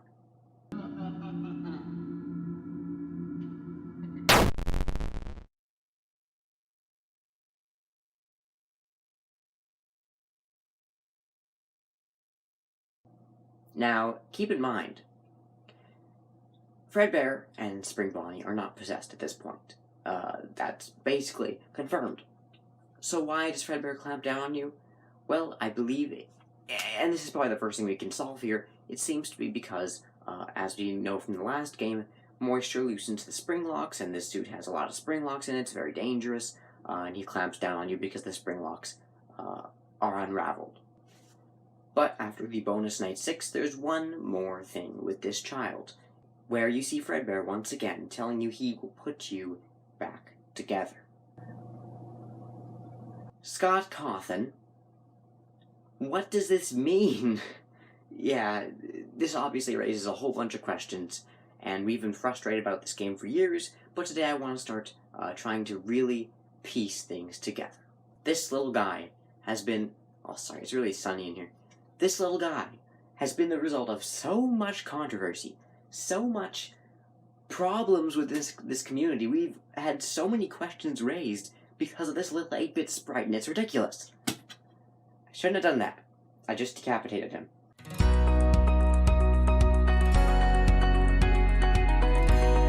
Okay, there's a lot to talk about here. So, first thing that I feel like we should solve here is, are the nightmare animatronics real? I mean, let's before we get to anything else, let's actually solve what the animatronics in this game mean from the actual gameplay. I feel like these days we're talking way more about the 8-bit minigames than the actual game itself, and I feel like that's why later on Scott decided to focus more on the actual game for telling lore, and not using 8-bit minigames nearly as much in the future. So, I think the first question we should probably answer is, are these nightmare animatronics real? Because the one thing that's really confusing is they're called nightmare animatronics, but it seems like they kill you. I mean, after all, they jump scare you, and you get a game over. So are these things actually nightmares, or are they real? Are they hallucinations? What are they? Well, there's a couple clues that definitely write off them being real animatronics. For one, there's just some supernatural elements that happen. For one, Foxy literally turns into a plushie. Two, other little small Nightmare Freddy plushies show up on your bed, and then just completely disappear when you flash a light at them. They don't run off the bed, they just, like, disappear. And little other things like that that really... I mean, Nightmare Fredbear appears on your bed, just his head, though. Just his head, none of his body. Just things like that wouldn't work if these were real robots, no matter how advanced they are. So, they have to either be actual nightmares or hallucinations. So, what are they? Well, this is where we get to more speculation. This is where we get to less concrete answers and more... Well, it could be this. And this is a very controversial game, so I'm sure I'm going to get lots of comments telling me how I'm completely wrong, which I expect, and I will gratefully take. So, our first clue here is an Easter egg that sheds a whole lot of light on this. See, in the main game, when you look back at your bed, there is a small chance you'll see either a bottle of pills, an IV bag, or a vase of flowers next to your bed on your nightstand. Things that don't really make a whole lot of sense being in a normal bedroom, so much as in a hospital, especially the IV bag. That would never be seen in a normal room, and the bag of pills and vase of flowers would definitely make more sense to be in a hospital as well. For someone who's having to get better, who's having to recover, just really weird details like that. So it seems like this is all in the crying child's mind, in the form of possibly a comatose dream, or just a dream in general. After the scarring events he no doubt went through in Fredbear's, thanks to his brother, he's having hallucinations, and he's imagining things that aren't really there, these nightmare animatronics. Which means that this whole game technically doesn't place, which leads to the dream theory, which I'll get to later. Don't want to talk about that just yet. It's quite a handful. But we know that at least this game is not real. These animatronics are not real.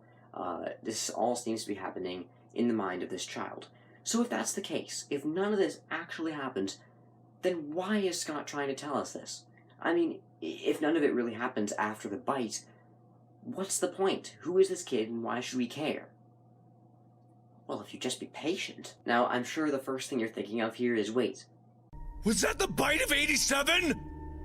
Is that the bite of 87? No, it's not. It's not. Okay, it's not. It's not. It's not. We know this isn't the bite of 87 because the first clue we get towards this is on the TV in your house. There's a show on called Fazbear and Friends, which takes place in 1983. Now, it could be a rerun 4 years later, but I don't think it is. And that's because of the other clues there are as well. I believe that in FNAF 2, for one, this very event is referenced. Take a look at this phone call from Phone Guy and see what he says. We have one more event scheduled for tomorrow, a birthday. One more birthday party before the entire place shuts down. Interesting. Weird how he mentions this and it's never brought up again. And how this game also takes place the exact same year, 1983. This could also explain why Golden Freddy is now out of commission. He bit a kid's head, he's dangerous, so they throw him out. They make him this little rotting old suit in the corner. And he's never seen again except for in FNAF 1 and your hallucinations and stuff. So yeah, 1983 is the date that we've all pretty much just kind of accepted. There are a couple things that don't make sense about it, but we basically now only have 3 more questions to solve in this first part of the video. Number 1. What did this kid see that was so important? See, it says in the minigames, remember what you saw, but what did he see? And why is that so important? The other question is, why is he so important?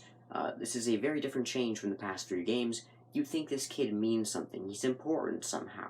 And what happens to him, for that matter? And lastly, what's up with Fredbear?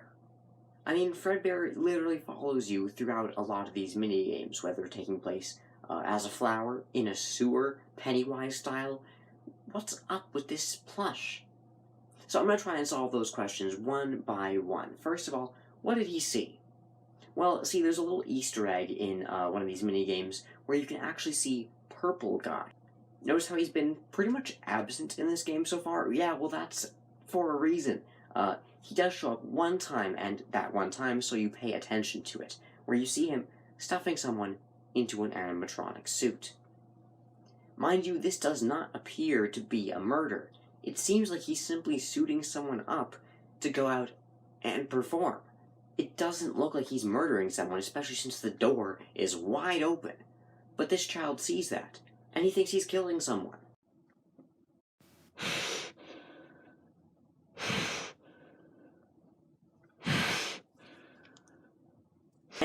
And Scott posted in one of the teasers on his website, what's often seen in shadows can be easily misunderstood in the mind of a child, which seems to point to the fact that this is not really a murder. But the crying child can't distinguish between that fact, and so he thinks that this is, yeah, it is murder. It's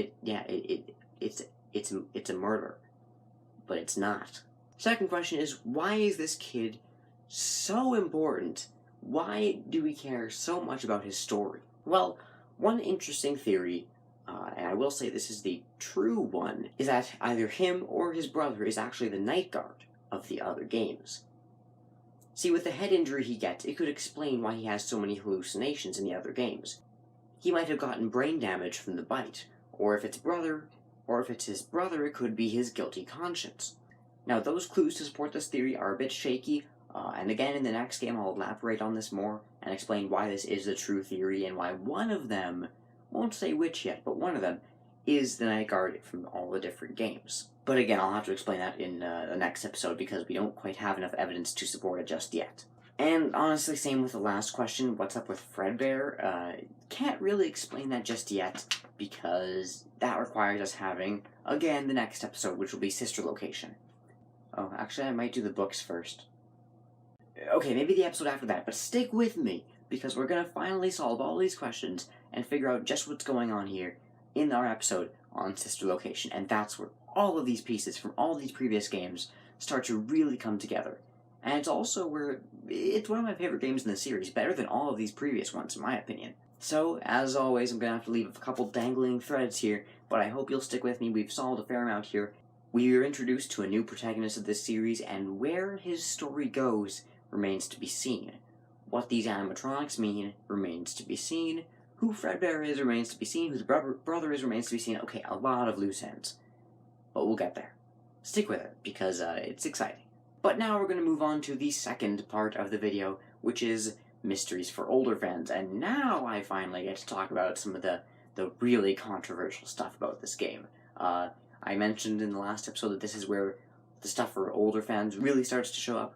And it does, so let's get to that, shall we? So first of all, older fans will probably know we still don't have the best idea of who this kid is. We have a much better idea, but there's still a couple things that are up in the air. So obviously he's connected to Golden Freddy, which means he may be the one who possesses Golden Freddy, which is why if his brother, Michael Afton, is really the one who's the security guard in all these games, it would explain why he says, "It's me." But then there's some other things that really kind of put holes in that theory of him being Golden Freddy.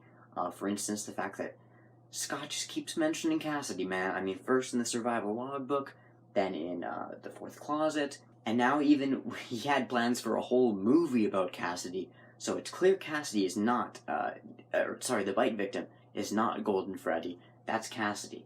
But as MatPat pointed out in a new theory, it could be both of them. There could be 2 souls in Golden Freddy, which is my personal favorite theory now. But that's, I don't know, it's still a bit odd because we've never had that before, and it's extremely confusing. And I doubt it's what Scott intended in the start, so it's a bit shaky. We're not entirely sure, but this kid definitely is tied to Golden Freddy. As I said in the first part of the video, I'm of the mind that these animatronics are not real, because, as I mentioned, like, stuff like Nightmare Fredbear's head appearing on your bed, but none of his body, or Foxy literally turning into a plushie. Stuff like that just does not make sense if they're real animatronics, no matter how sci-fi this series is already becoming. And so there's still people who think that they're real animatronics.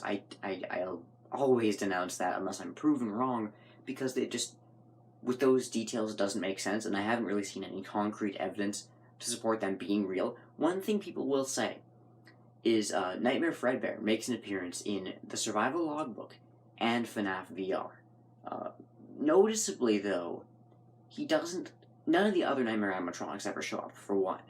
And I'll admit that is a bit fishy, like how he shows up in these other works after this, especially FNAF VR, where, like, because if he's just in the Crying Child's brain, then how does anybody else know what Nightmare Fredbear looks like? And for that matter, how does Michael know if he is the one using the survival logbook? Now, the thing I will say about this is that it also would make sense if the FNAF 4 animatronics never show up again, because that's the other alternative, right? Either you have them show up in later games, and then it's confusing, or you don't have them show up ever again, and then people wish they saw the Nightmare animatronics more. I feel like the reason Nightmare Fredbear shows up is because people just want to see him. They like the Nightmare animatronics. It doesn't quite fit with the lore, but it's a very small detail, one that we've noticed and latched onto for sure. The fact that people somehow know that he exists, even though the Crying Child is dead. But I don't think it really matters. I think that it's just Scott saying, hey, he's a really cool character, let's put him in this game. Who cares if it doesn't make sense that he's there? Very few people will notice it, and in the end it doesn't really... It's a minute plot hole. I feel like that's just it, but it does make me question, like, well, what if the Nightmare animatronics are real? But I still don't think so. So I mentioned in the first part of the video, the Crying Child and Michael's sister, who is Elizabeth, who gets, scooped up by Circus Baby, and then becomes Circus Baby. And I thought this was a really interesting detail from Scott, but it's one that has a few plot holes. Because FNAF 4 was meant to be the final chapter, right? I think we can all agree on that. It's called the final chapter, and Scott kind of rebooted the series, so to speak, and added a few more games onto it to kind of tie up some loose ends. What I find really odd about that is, because it's the final chapter, why would he add that little detail of a sister's room? A sister who never shows up, and who... Because it's not like... Because if the series was intended to be over, I really doubt he would have intended, okay, I'll put Elizabeth's room here, to hint that she's the Crying Child's sister.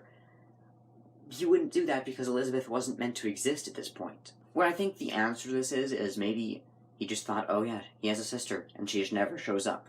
And then later on, when he made sister location, he decided, oh yeah, and that sister is going to be Circus Baby. And maybe at the time of FNAF 4, she was just meant to be his sister who never shows up. I hope I'm making sense here. I'm kind of rambling, but I hope that what I'm saying makes sense. Basically what I'm saying is, Elizabeth wasn't meant to be a character at FNAF 4's time, because it was meant to be the last game. But what he probably did is he added her in later because he remembered that he had made the Crying Child have a sister, and she just never shows up. And so he decided to run with that and make her, dead. Oh, can I mention something? Something really cool that I noticed recently? In the maintenance room, in one of the FNAF 4 minigames, you see Spring Bonnie's head, only it doesn't look like any Spring Bonnie head we've seen before. It actually looks a lot like Glitch Trap's head, which I think is a really cool detail. I don't know if it's unintentional or if it's intentional, but I like to think that it's intentional, and Scott was just like, hey, wouldn't it be cool if that was actually a character, if we actually saw a really creepy 3D version of that, because they look, like, you have to admit, there's a really uncanny similarity there. They look pretty similar. I think I have like 2 more things I'd like to talk about for this game. First is the box. I teased it at the start of this video, which is a clip I'm really proud of, by the way. It didn't take much editing, but it was fun to make. But the box is something that I was hoping to solve in this video, but I still really don't have much of a clue what it is. Scott talked about it in his interview. He said the contents of the box have changed over the years, and I think that as I mentioned before, is something that he's done with a lot of things in this series. It seems like he's changed the meaning of a lot of things a lot in this series. I think the Golden Freddy has probably been multiple people, and then he thought, oh, maybe this kid, and then he thought, oh, maybe this kid, now it's 2 kids. You know, I think that a lot of things in this series have changed over time, and he hasn't always had a concrete answer for everything. Like I said with Elizabeth, I don't think Elizabeth was ever meant to exist. I think that sister's room was just meant to be kind of there. And I think the box, as for what it is now, I don't think he's forgotten it. I think that it's... Because what MatPat said in one of his theories, he said, oh, it's probably the FNAF 6 pizzeria. That I could totally see, but I'm still starting to lean towards the fact that it may be just a metaphor. But I'm starting to wonder if Scott has just kind of... if he's just not using the box anymore. I feel like he's kind of stopped giving it meanings. I feel like what may have happened is he's kind of... either it is the FNAF 6 pizzeria, or he's just decided that, you know what, the box was something that I had a solution for, but the series has gone on, and I decided, no, we don't need the box anymore. I decided to take the series in a different direction. What I'm hoping for, and my dream for this series, is one day Scott just releases a book with all of the lore answers in there, all of the questions we've ever had. And he just, way when the series is over, and he just answers everything for us. That would make this series completely pointless, obviously, but I would love to see it. And maybe then he would explain, you know, what the box originally meant, what it means now, if anything. Or if he has just kind of decided that it's not relevant to where he's decided to take the series since then. But yeah, honestly, that's all I have to talk about for this game. For the next episode, I think we're going to be going through the first series of books, the original trilogy, which I'm really excited to go through because I have some really fascinating things to talk about for that series, stuff that I haven't noticed until now, and I'm really excited to talk through it with you guys. So, that's all for now. Thank you guys for watching once again. This series has received a lot of support, and I'm really thankful for it. I'll see you guys next time. Bye-bye.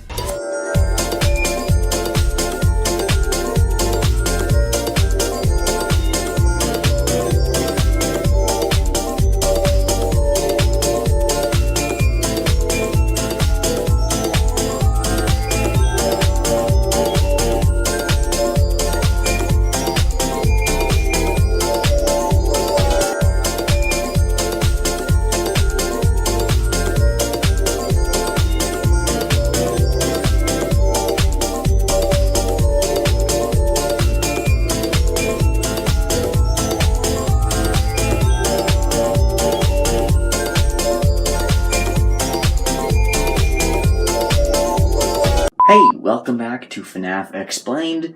Today, we're taking a break.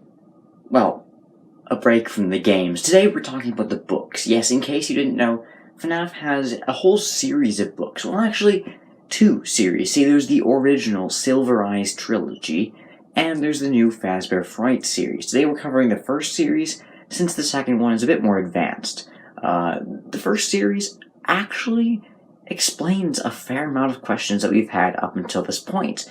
And that's why I haven't answered some, and I've left some threads dangling up until now, because, as is common with this series, a lot of things get explained later on, and there's kind of some cliffhangers, you know? So yes, today we are talking about the Silver Eyes trilogy. Now, first I'm going to go through a basic explanation of the plot. I highly recommend you read these books yourself. You can find them all over the place, they're pretty cheap, and there's even some free audiobooks here on YouTube if you want to check those out. And they're pretty well written. I mean, these books, it's kind of hesitant when you're writing a book about a video game.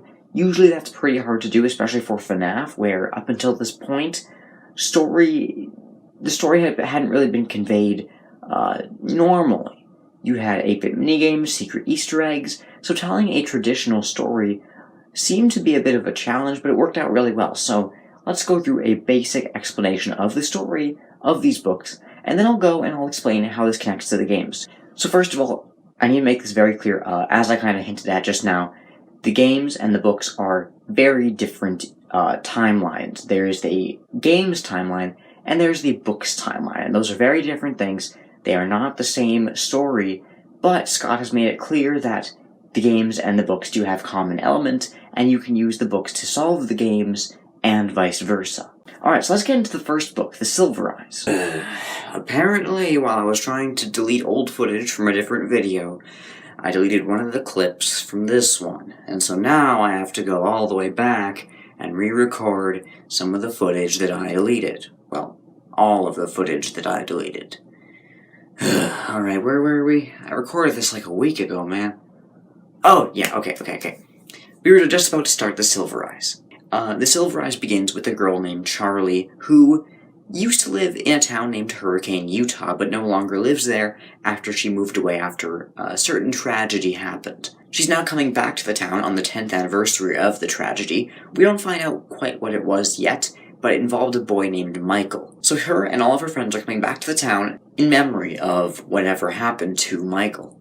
She also is the daughter of the creator of these pizzerias, Henry. So yeah, we now actually have a name for the creator of these pizzerias and the man who made these animatronics. In fact, throughout the whole book, we're following his daughter, so pretty interesting stuff.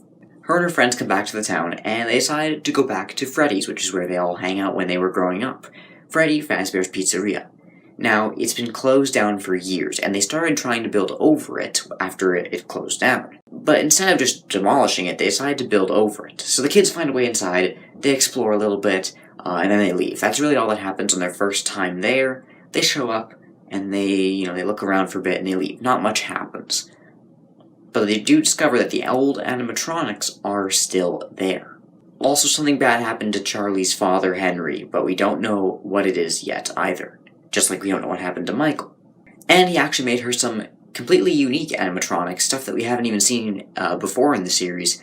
There's a unicorn named Stanley, there's a bunny named Theodore, and there's a doll named Ella. Which, Ella will become important later, so will Theodore. Stanley he's just kind of there. And so Charlie and one of her friends, John, now decide to go back to her father's old workshop and take a look around. And this is kind of where we get a bit more revealed about what happened to Michael. See, it's very similar to what happens in the games. There's a missing children's incident. Some kids go missing, and they're never found, and Michael was one of them. But John says he saw someone in a yellow rabbit suit the night that Michael disappeared. Very interesting detail, and if you've been following along for the episodes that happened before this, you know this is Springtrap. But obviously, since the books take place in a different story than the games, maybe he didn't become Springtrap in this story. We'll get to that. So the kids go back a third time, and might I say they go back a ton of times in this book. It feels like they could have probably cut a bit of that out as well, but it works.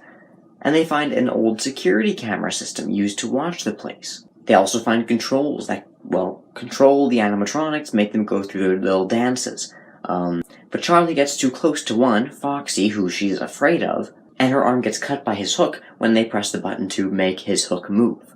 So clearly there's some sort of deep-seated fear she has of this animatronic, and that's for an interesting reason that we'll get to. See, she remembers something. She remembers another restaurant, another pizzeria, with a yellow Freddy and a yellow Bonnie, just like John remembered the night of Michael's disappearance. They realize there must have been another pizzeria before Freddy's, and so Charlie and John go to investigate and find this place. And they do. This doesn't reveal anything particularly interesting, but it gives us our first real look at Fredbear's Family Diner, the place where Golden Freddy and Spring Bonnie come from originally.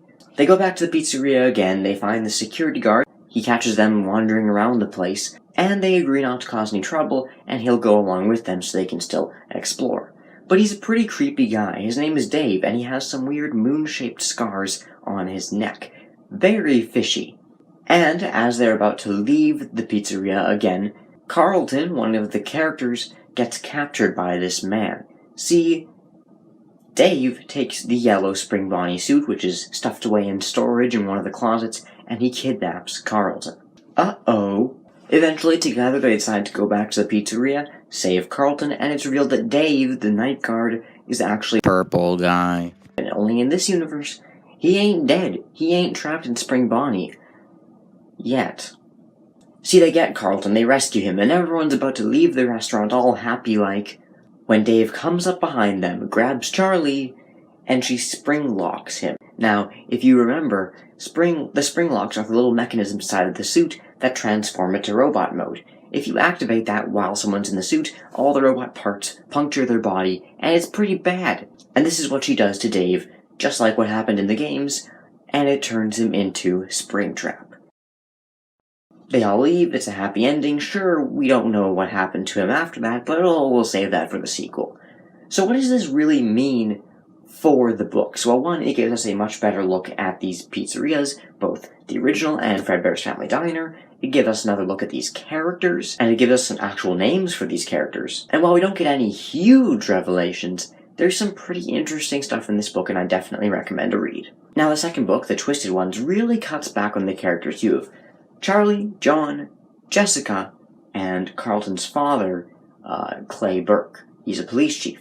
Now, this one also strays a lot farther from the games because you have an entirely new set of animatronics, the Twisted animatronics, which is why it's called the Twisted Ones. See, a bunch of bodies are being discovered around town, ones with spring-lock scars like Dave had. So these people have been spring-locked and they've died in the middle of fields, in the middle of nowhere, and no one can really find out why until Charlie and her friends discover some twisted animatronics. Now, these are really grotesque, ugly versions of the normal animatronics, and the way these ones work is through a new piece of technology called illusion discs. Now, illusion discs emit a high-pitched frequency that tricks your brain into thinking something's there when it really isn't. Because of this, you don't really have to decorate these animatronics anymore, give them the hats, the bunny ears, the chicken beak. What the illusion discs do is fill it in for your brain, make your brain see what it expects to see there.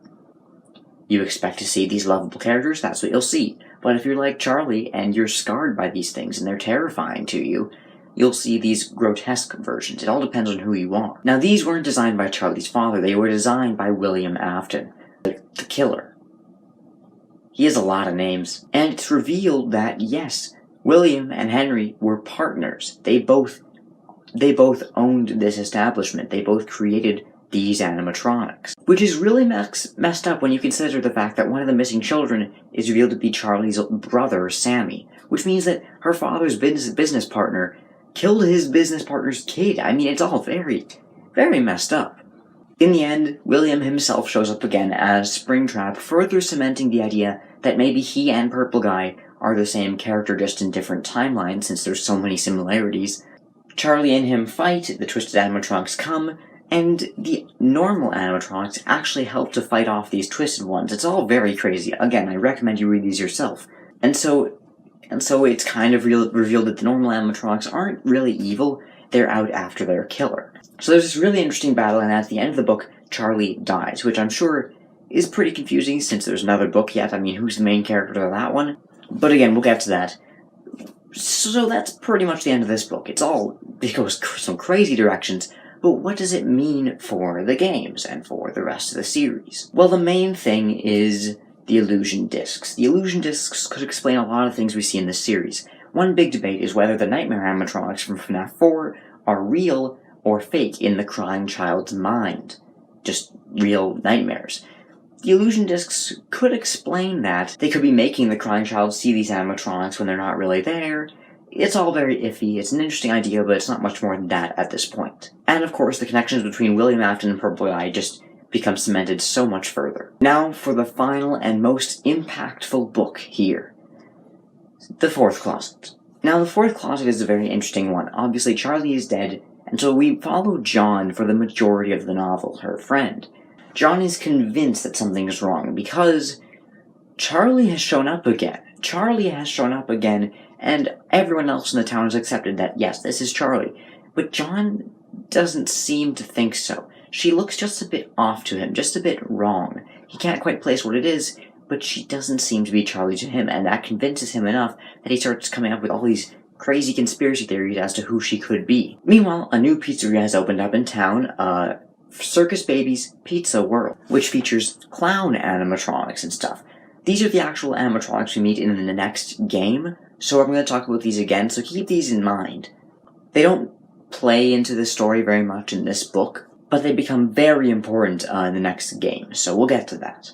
In the end, it's revealed that Charlie is actually Circus Baby, the main animatronic of this establishment.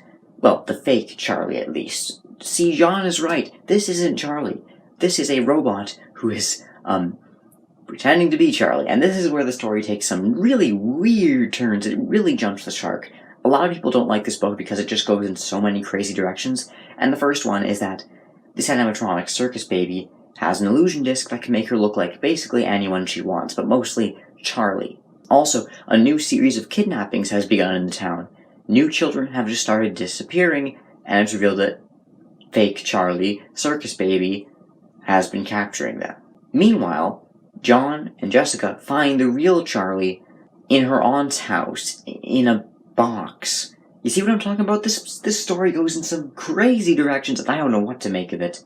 So Charlie's just found in a box here, and somehow it's revealed that she survived. We still don't know how she survived, but she did. And then it's revealed, as Elizabeth comes to try and stop them, that Charlie's a robot too. See, Sammy, Charlie's brother, wasn't actually the one William Afton caught. It was Charlie who was caught, and she was killed by William Afton.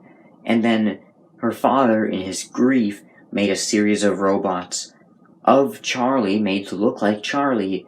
One was a baby, one was a toddler, one was a child, one was a teen. And what am I saying? Yeah, do you see now why I'm talking about why people don't like this book very much? I mean, a person who is an animatronic, it's insane. This is completely ridiculous stuff. But all the same, it is what goes on in this story, and it's so strange. Basically, the story ends with this new series of kidnapped children escaping, with Circus Babies being burned to the ground. William is revealed to be alive again after he supposedly died in the last one. We'll get to him in a second and what he means here, but Charlie dies. She gets stabbed by the robot her father built to kill himself. It goes everywhere. But what the main thing I want to focus on is what this means for the games, as with the other books. The first thing is, William's goal in this story isn't just to kidnap children again. He's trying to become immortal. See, he's found out that these animatronics are possessed, and because of that, he can't die. He's trying to find a way to use that knowledge to make himself immortal, without having to die and possess an animatronic. And so he's slowly replacing bits of himself with machine parts. How does he know this is going to work? Well, because of a little thing called Remnant. This is the first time Remnant is brought up in the series, but it's not the last. See, Remnant is a kind of soul juice. Bear with me here. It basically is what causes possession, and you can take it out of a robot that's been possessed and put it into other things to possess them. It's kind of paranormal / sci-fi. It's very interesting. And this is the biggest thing from these books that shows up later in the series as well. And it does get explained a lot more later on.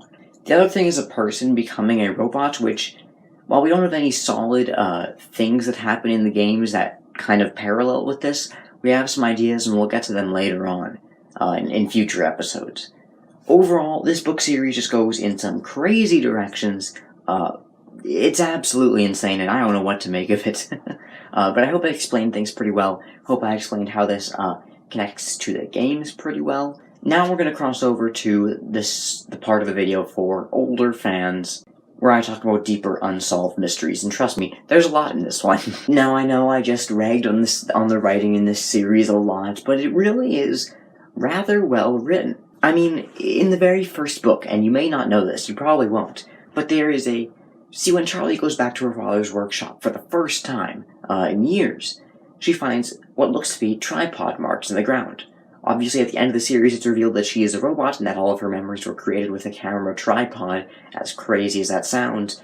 So that's a nice little callback to the beginning, where she finds these tripod marks. It's really interesting because it proves that these ideas that Scott had in the fourth closet have been here since the very beginning of the series, as crazy and made up as they may seem.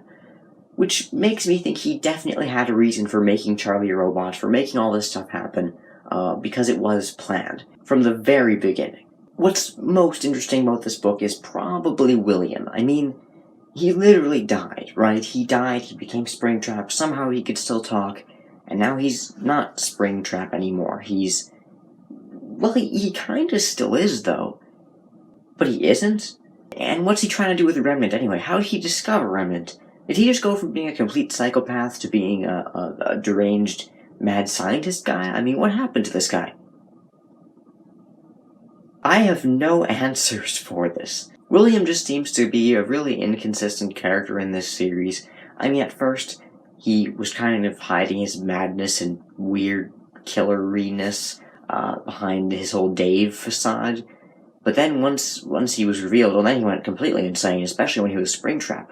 And now he just kind of seemed like a tired old man who was, tinkering around in his workshop in the back of his old restaurant. It doesn't make any sense, dude. And speaking of Remnant, Remnant doesn't make any sense either, at least in this point. Later on in the series, it's explained a bit more, but just at this point, it's like, ugh, no. Speaking of which, what about Charlie? I mean, Charlie makes no sense in this book either. She's supposed to be a robot, like Elizabeth, Circus Baby. But she eats. She bleeds. She seems to be able to die. Does she grow, or does she stay a teenager forever? And if she ever wanted to have children, how would that work? None of this makes any sense. Now, I know this part of the video is supposed to answer questions, the unsolved things that we are trying to figure out, or at least give my hypotheses, but, I mean, even the ending, what does the ending mean? There's that girl who shows up. Is it Charlie?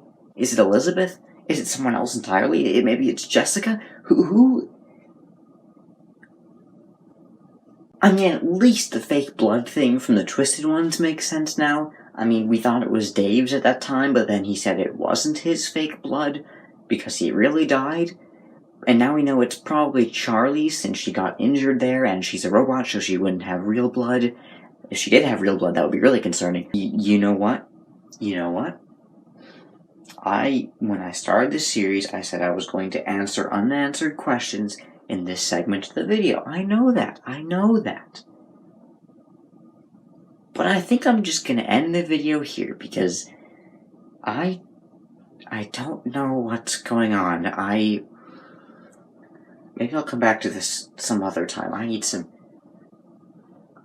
time to think. This is just so... Okay, bye.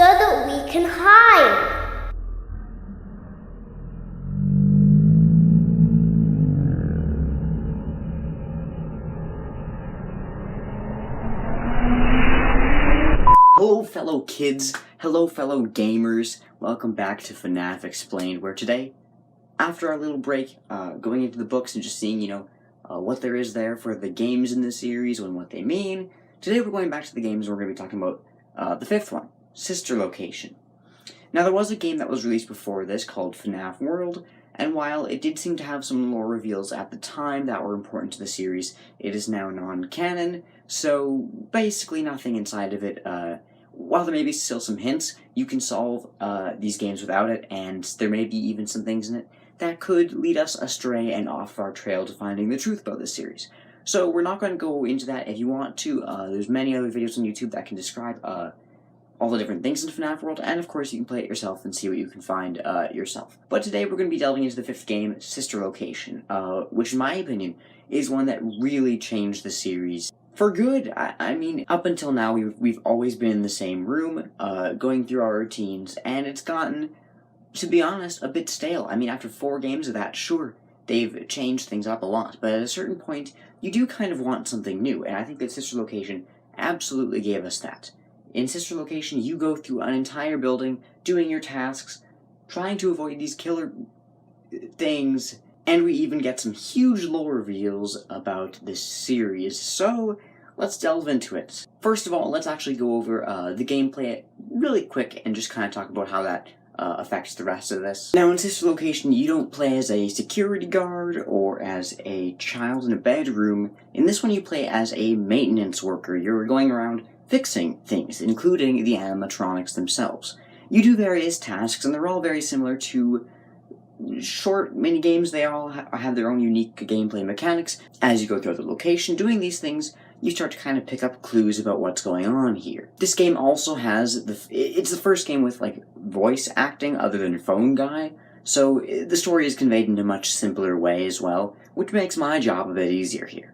So, in Sister Location, you are not in Freddy Fazbear's Pizza, you're in Circus Baby's Pizza World, which is the sister location of Freddy Fazbear's Pizza. I'll let Hand Unit, your guide through this game, explain this to you a little better than I could. Allow me to fill this somewhat frightening silence with some light-hearted banter. Due to the massive success, and even more so the unfortunate closing of Freddy Fazbear's Pizza, it was clear that the stage was set, no pun intended, for another contender in children's entertainment. Unlike most entertainment venues, our robotic entertainers are rented out for private parties during the day, and it's your job to get the robots back in proper working order before the following morning. So that's kind of your first hint as to what's going on here, but clearly this place is closed, and we don't know why, but no one seems to be coming here. These animatronics seem to have been simply abandoned. But we do get some clues as to why they aren't in use anymore at the start of each night, when we hear a little girl speaking to her father about how she wants to see her. Who is her? Well, as the game goes on, it's revealed that she wants to see Circus Baby, the main animatronic in this establishment, who, by the way, is absolutely huge. I think she's like 7 feet tall. It's terrifying. She wants to see Circus Baby, but her father is saying no, until eventually she goes on her own, but all the children leave the room, and she's the only one there, and something happens. Daddy, you let the other children go see her. Why won't you let me go? Daddy, just once let me go play with her. Didn't you make her just for me? Daddy isn't watching. Don't tell Daddy that I'm here. I wanted to watch your show too. I don't know why he won't let me come see you. You're wonderful. Where did the other children go? After this speech at the beginning of every night, you go to your job. You go down a very deep elevator to the actual warehouse where these animatronics are kept, and you do your tasks. Throughout most of the nights, it doesn't really affect the lore that much. You keep going, you do your tasks, you try and avoid these animatronics, which are somehow trying to kill you for whatever reason. And Circus Baby herself seems to be trying to help you at first. She actually tells you the right things to do when your guide Hand Unit is wrong, and she kind of helps you progress through the game, which is interesting. One thing to quickly note here is your name in this game is the same as in FNAF 1. It says your name is Mike, which means this could be the same character who plays in FNAF 1. The question there is, why would you go to another one of these locations after you went to the previous one if you had such a horrible experience with animatronics coming to try and kill you? You'd think you wouldn't come back to a similar restaurant. We don't know at this point whether FNAF 1 takes place or her sister location, but either way, you'd think after experiencing one of those, you wouldn't want to come back. But this is all explained, and we'll get to that later in this video. You progress through the game further and further, you meet all these different animatronics like Ballora, Funtime Freddy, and Funtime Foxy. Interestingly, Circus Baby herself doesn't show up that much, just like in FNAF 1 where Freddy, the main character, was much more rare. Until the final few nights. See, when you're getting closer to the end of the game, you get attacked by Funtime Foxy no matter what you do. There's no way to prevent it. And then, it's revealed the next night that Circus Baby kidnapped you and put you into a spring-lock suit, which we've heard of before at this point. She explains what it does in case you aren't familiar or haven't read the books and such. And eventually, after a very tricky night, trying to keep the spring-lock suit from snapping on you, and Ballora from attacking you, you make it out. And that's the end of your 4th night, but things are definitely ramping up here, and on the 5th night, the final one, that's when things get really serious. See, in the previous night, you were introduced to the Scooper. The Scooper is a machine that takes out the parts of a robot if they need to be, tampered with, fixed, or replaced. It's a very violent process. It basically just goes inside your mouth and scoops out all of the insides of the robot. And during night 4, while you're trying to escape from Ballora and her little goons, the Miniorinas, Ballora herself gets scooped by this Scooper, and we see it's a very, very violent machine. Tonight, we get to see the Scooper in action again, but first, things get a lot crazier. As you move through the building, doing your tasks again as you would normally do, you see 2 repairmen hanging from the ceiling. No animatronics are in sight, and we finally meet Circus Baby herself. After all of this, everything's a bit off. I mean, obviously things were wrong before too, but now, where normally we would have been attacked by now, no one is in the building, except Circus Baby herself. We finally meet her, and it's our job to repair her. She tells us this. Something bad happened yesterday. Something bad always happens. I don't want it to happen again. There is something bad inside of me. I'm broken. I can't be fixed. I'm going to be taken to the scooping room soon, but it's not going to fix what's wrong with me. What is bad is always left behind. Will you help me? I want you to save what is good, so the rest can be destroyed and never recovered. But you must be careful. Ballora is here, in the room with us. Ballora will not return to her stage. Ballora will not return to her body. You take out the part she wants you to save, and she tells you to go to the scooping room to do something. You make it in, but you're in the wrong side of the scooping room. The Scooper is facing you, and all of the animatronics are on the floor in pieces. Circus Baby is still speaking to you, and she says this. You are in the scooping room now. Funtime Foxy has already been here today. Funtime Freddy has already been here today. Ballora has already been here today. Circus Baby has already been here today. And then this monstrosity comes out of the shadows, and you get scooped. Now all of this, I'm sure, is very confusing, and you probably have no idea what's going on, but let's talk about this. So, I think it's important to solve what these animatronics mean, why they're here in the first place, and why this place shut down at all. And, of course, why you're here now. The first thing to talk about is there are some suspicious loading screens you can find during the game, which feature blueprints for these animatronics, including some that feature a capture tank, a sound luring mechanism, and other things that make it seem like these animatronics might be meant to lure children for whatever reason. Now, if you've read The Fourth Closet, which I got into a bit in the last video, you may have some idea of what's going on here. These children are being lured to the animatronics and then captured, but we don't know just why yet. Also, if you go in the path that you're not supposed to during one of the earlier nights, Circus Baby tells you exactly what happened to get this place closed down. Apparently, there was a girl, who we hear at the beginning of these nights, who wanted to see Circus Baby, and when she got there all the other children were gone, and then she was scooped up by Circus Baby herself. Yes, it seems like Circus Baby has a mini version of the Scooper in her to capture children. Obviously, after a missing children incident like that, just like the one we saw in FNAF 1 that got that place closed down, yeah, Circus Baby's wasn't going to last too long. And now these animatronics are just tucked away in storage in this underground warehouse. And it seems like this child possessed Circus Baby to some extent, and is now out for revenge? We don't know just yet, but we'll get to that again later on. Okay, let's try and solve the ending of the game here. So what does the ending mean, where you get scooped in the scooper? What was the point of that, and what does this creepy thing, which by the way is named Ennard, want? Well, as we get revealed in 8-bit mini-games, yep, we're going back to the basics, it looks like Ennard goes inside of you. You see your character, presumably you, walking around in the city like normal, until eventually your skin gets more purple, and which, funny enough, resembles Purple Guy, interestingly, And in the end, you get so sick that you vomit out Ennard into the sewer.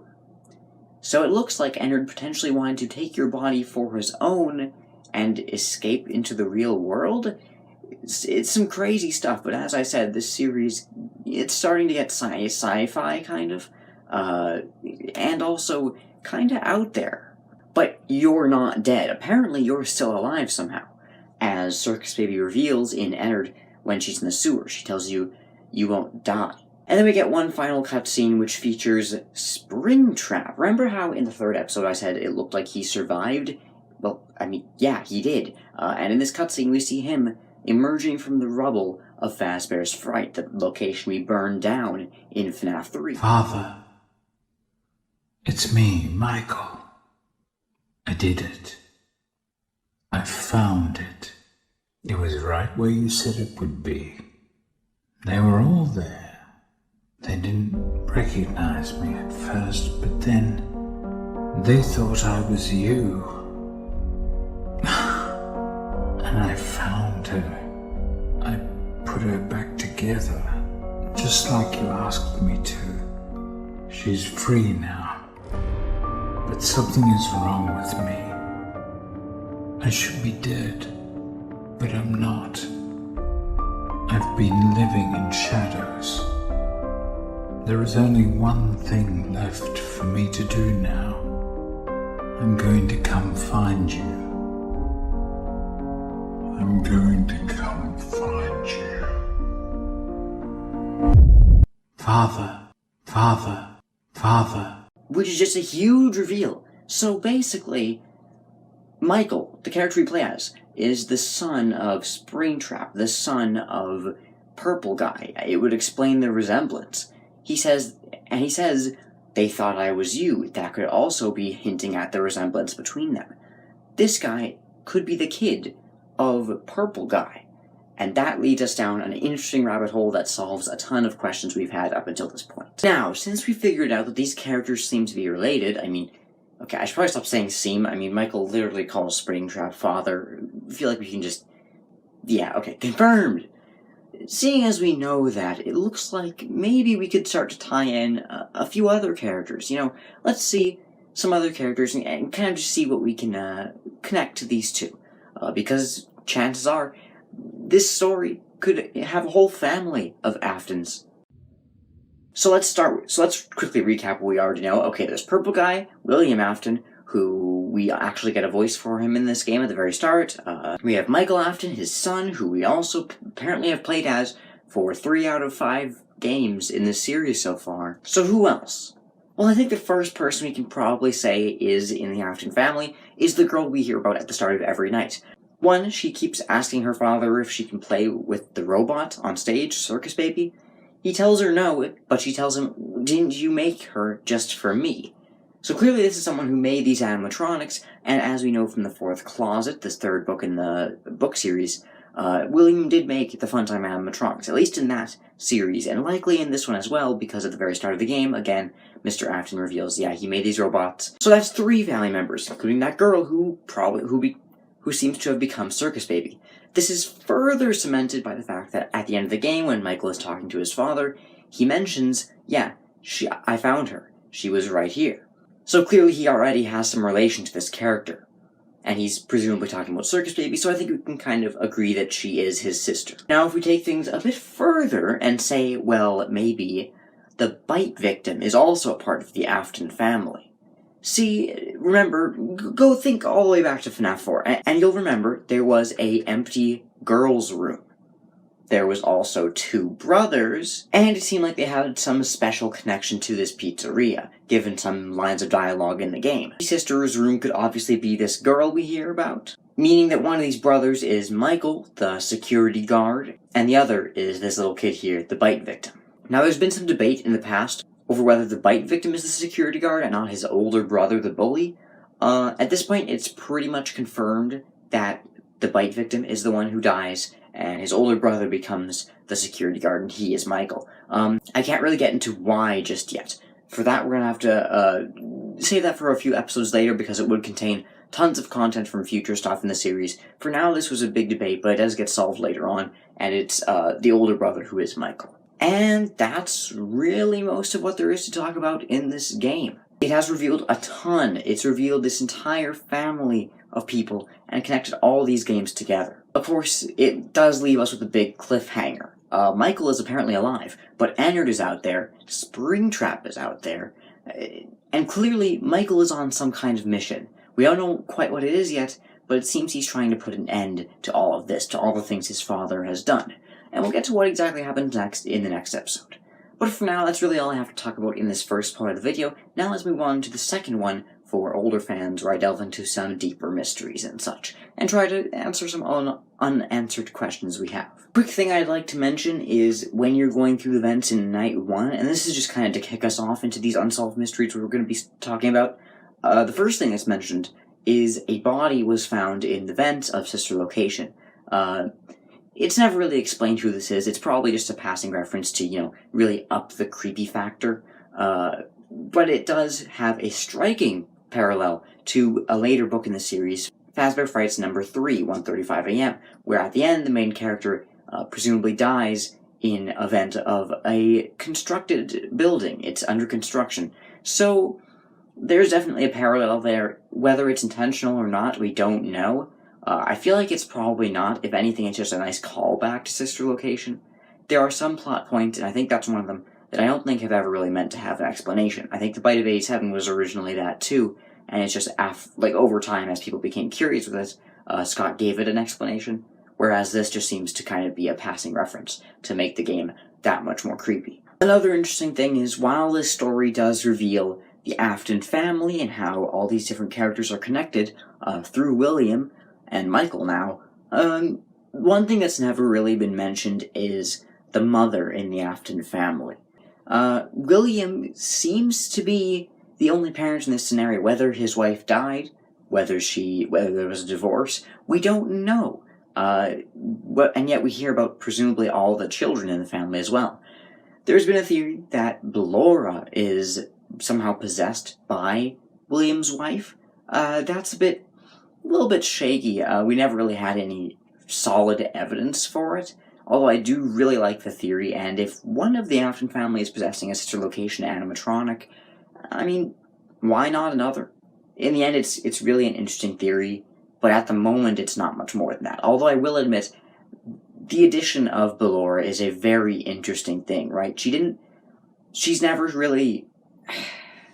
Because all the others, there's Circus Baby, and then there's the two normal animal animatronics. Ballora just doesn't seem to really fit with the others. She's always kind of been, in my mind, her own thing. She doesn't quite fit with the rest of them. Maybe that's intentional, I don't know. Maybe that is meant to hint that she's the mother here. It's a little bit iffy. And she also doesn't show up in the fourth closet. She barely shows up later on in the series. She's just a very interesting character, who we don't really have an answer for. I think, at this point, it's not crazy to say she could be the mother, but I'm not sure yet. One other thing to note is in Dance With Me, which is also in Fazbear Frights. Ballora, it's a story that very much focuses on the main character's relationship with her mother, and stuff like that, and then Ballora is the antagonist. I don't know, I could be reading too much into it, but it's an interesting thing to think about. Sticking with the topic of Mrs. Afton, a really interesting detail is the Immortal and the Restless. Now, after every night, as you probably know, there is a little cutscene, sort of, which features a vampire and his wife, and they're, I guess, having relationship issues. I don't know, it's weird. But there does seem to be some parallels here to the Afton family. For one, the vampire Vlad, he's wearing purple, and just the whole idea of being immortal is something that William clearly wants here in the story, so that could be a parallel. And if that's the case, his wife could be Mrs. Afton, which would explain maybe they divorced, and that's because clearly in this cutscene they're having relationship problems. Again, no real solid answers here, but it seems like Mrs. Afton is someone that Scott is really trying to, it seems like he hasn't exactly completely forgotten about her. She's still a character that's being hinted at here, but not much more, and that's what's frustrating. Yeah, again, as for the Ballora thing, I just really don't know. It does seem interesting how Funtime Freddy and Funtime Foxy seem to have pre-recorded voice lines, whereas Circus Baby and Ballora seem to actually like be able to speak relatively complexly, if that's a word.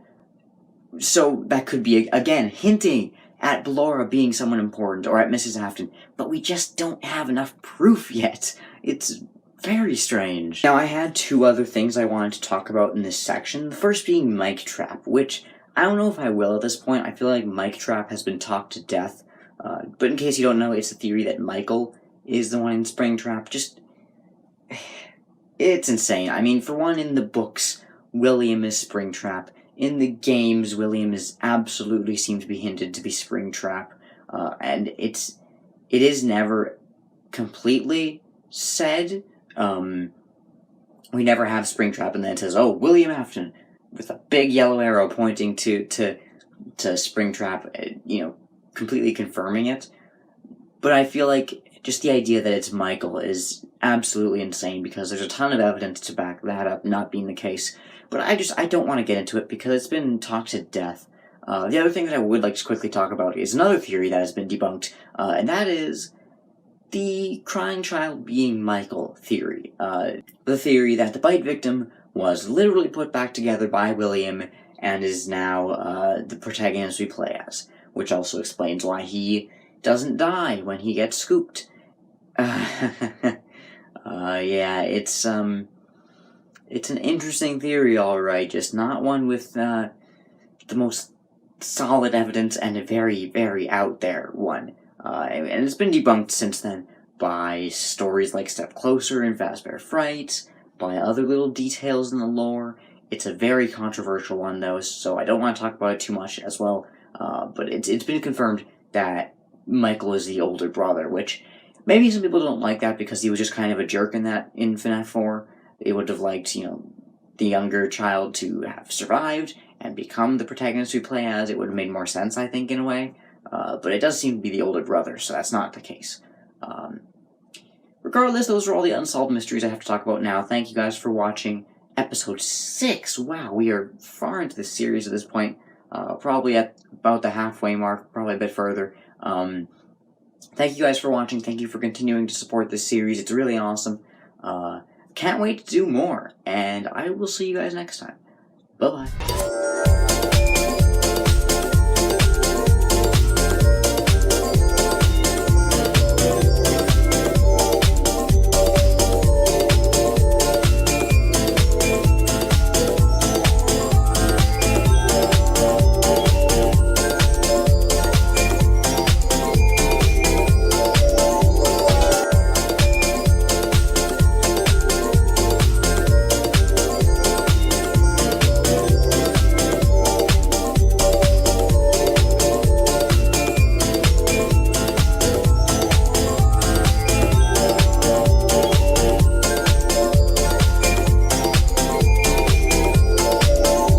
Welcome back to FNAF Explained. Today is a big one, because today we're going to be finishing off the first part of the series. Now, in case you don't know, FNAF is generally believed to kind of be split into two big parts. The first one is complete. The first one is FNAF 1 to FNAF 6, and that's kind of its own contained story, and now, currently, we're going into the second big story that's going to be told. So today we're finishing off the first half, and then in the next few episodes we're going to finish off the series by talking about everything we know about the second half that's just begun last year with Help Wanted.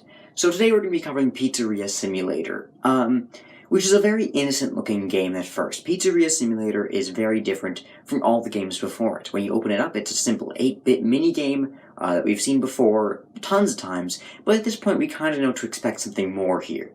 And as you progress, you start to uncover some really strange things going on inside of this game.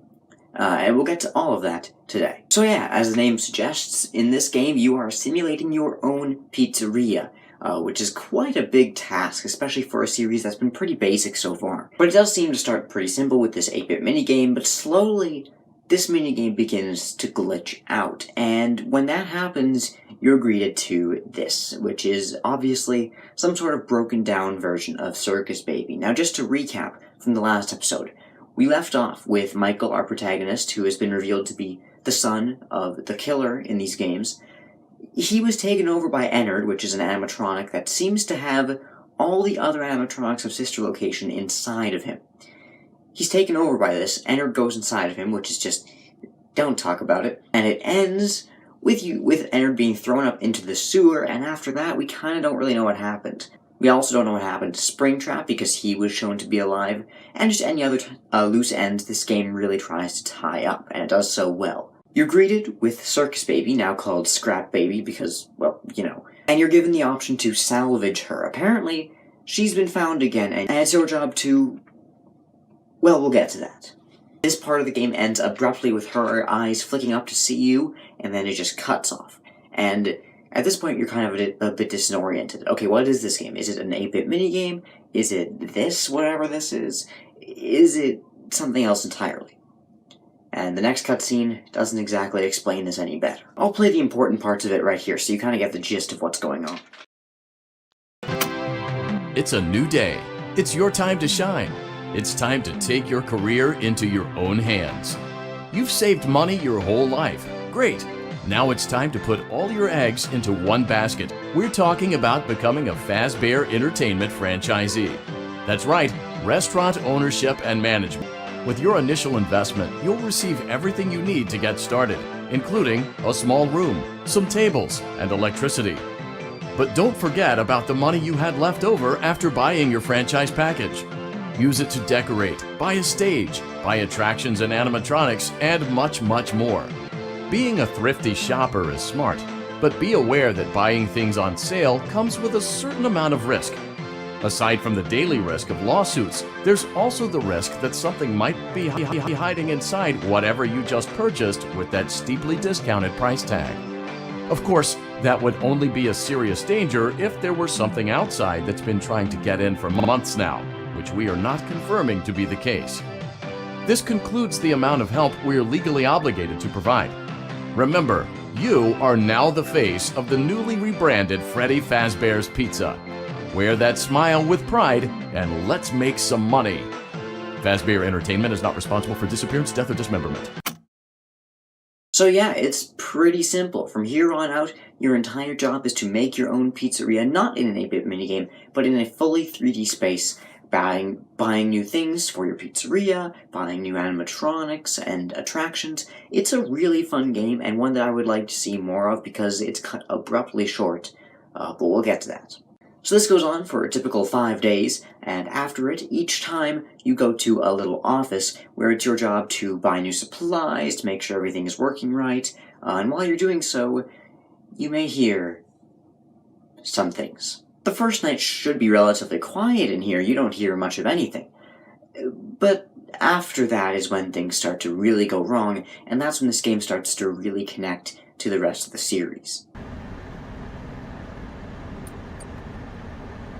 Great job! It looks like you're getting the hang of this. Now let's just focus on getting you through your first week. There's a big party here Saturday, and you should view that day as your ultimate test. Make it through Saturday, and you will have proven yourself as the successful entrepreneur that we all know you can be. Congratulations on completing your first day. However, your job isn't over just yet. There is another aspect to your end-of-day routine, and that is inspecting and salvaging any animatronics found in the alley outside the back door. Things are found here quite often, and while we aren't sure why, what we do know is that they can be used for parts, which can mean a much-needed revenue boost before starting your next day. Of course, as with everything else in this line of work, those benefits come with risk. The safest thing to do is to throw it back outside, but then you get no money for the salvage. Choose to keep it, and you run the risk of certain negative consequences, namely death, should the item in question not be as docile as it first appeared. If you do decide to try to salvage it, then you must complete the maintenance checklist. During this testing phase, check on the animatronic frequently. If you feel that it is becoming unstable, use the taser provided to you. You can use it 3 times without damaging the hardware.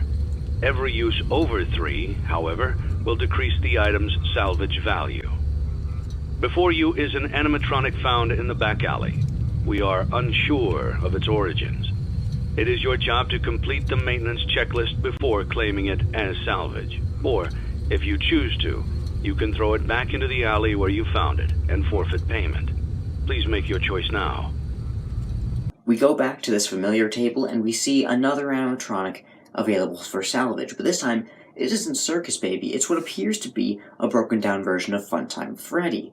We thought he was an Ennard, but it looks like either something happened to him, or maybe Ennard decided to take his space? That seems to be the logical answer, as we'll get to, because as we learn more about this new character named Molten Freddy, it becomes pretty clear that this is Ennard. He's just put on a new mask. You get the chance to either salvage or throw away Molten Freddy. If you choose to throw away, you could get a different ending than if you choose to salvage him. This whole game has multiple different endings, as some have had before it, but those were relatively simple. This one has a lot of different endings, and we'll get to each of them. But yeah, this carries on for a few more nights. Every night, you get a new animatronic that you can choose to salvage if you want and add to your pizzeria, because why wouldn't you want this? However, if you lose the salvage, or if you win it, this character, either way, finds a way into your pizzeria. The only way to keep them out of your pizzeria completely is to just throw them away right away during the salvage. And that's when you have to defend against them at night. So yeah, again, this goes on for a whole week, where you keep working on your pizzeria, adding new things. You have to salvage these animatronics or throw them away, and then later defend against them during the nighttime. Different animatronics here, apart from Molten Freddy and Scrap Baby, are Scrap Trap, an even more broken down version of Spring Trap, and Lefty. Now, Lefty's an interesting one because we've never seen a character like this before, and at first it's completely unrecognizable and we have no idea who it is. So it's probably best we find out. Now, before we get into the real nitty-gritty, let's talk about one of the endings first, because I think it really sets in stone what's happening for the rest of the game here. So the real ending, and we'll get to the others in a bit, but I want to talk about this one first, and then go into some of the deeper things in this game.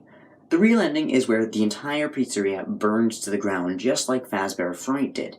Only this time, all the animatronics are trapped inside, and they all burn down with it. And you do as well. I'll play what happens at the end of the last night right now.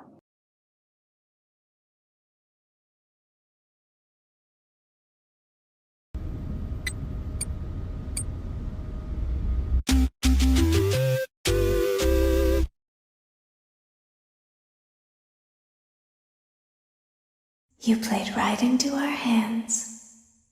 Did you really think that this job just fell out of the sky for you? No. This was a gift for us.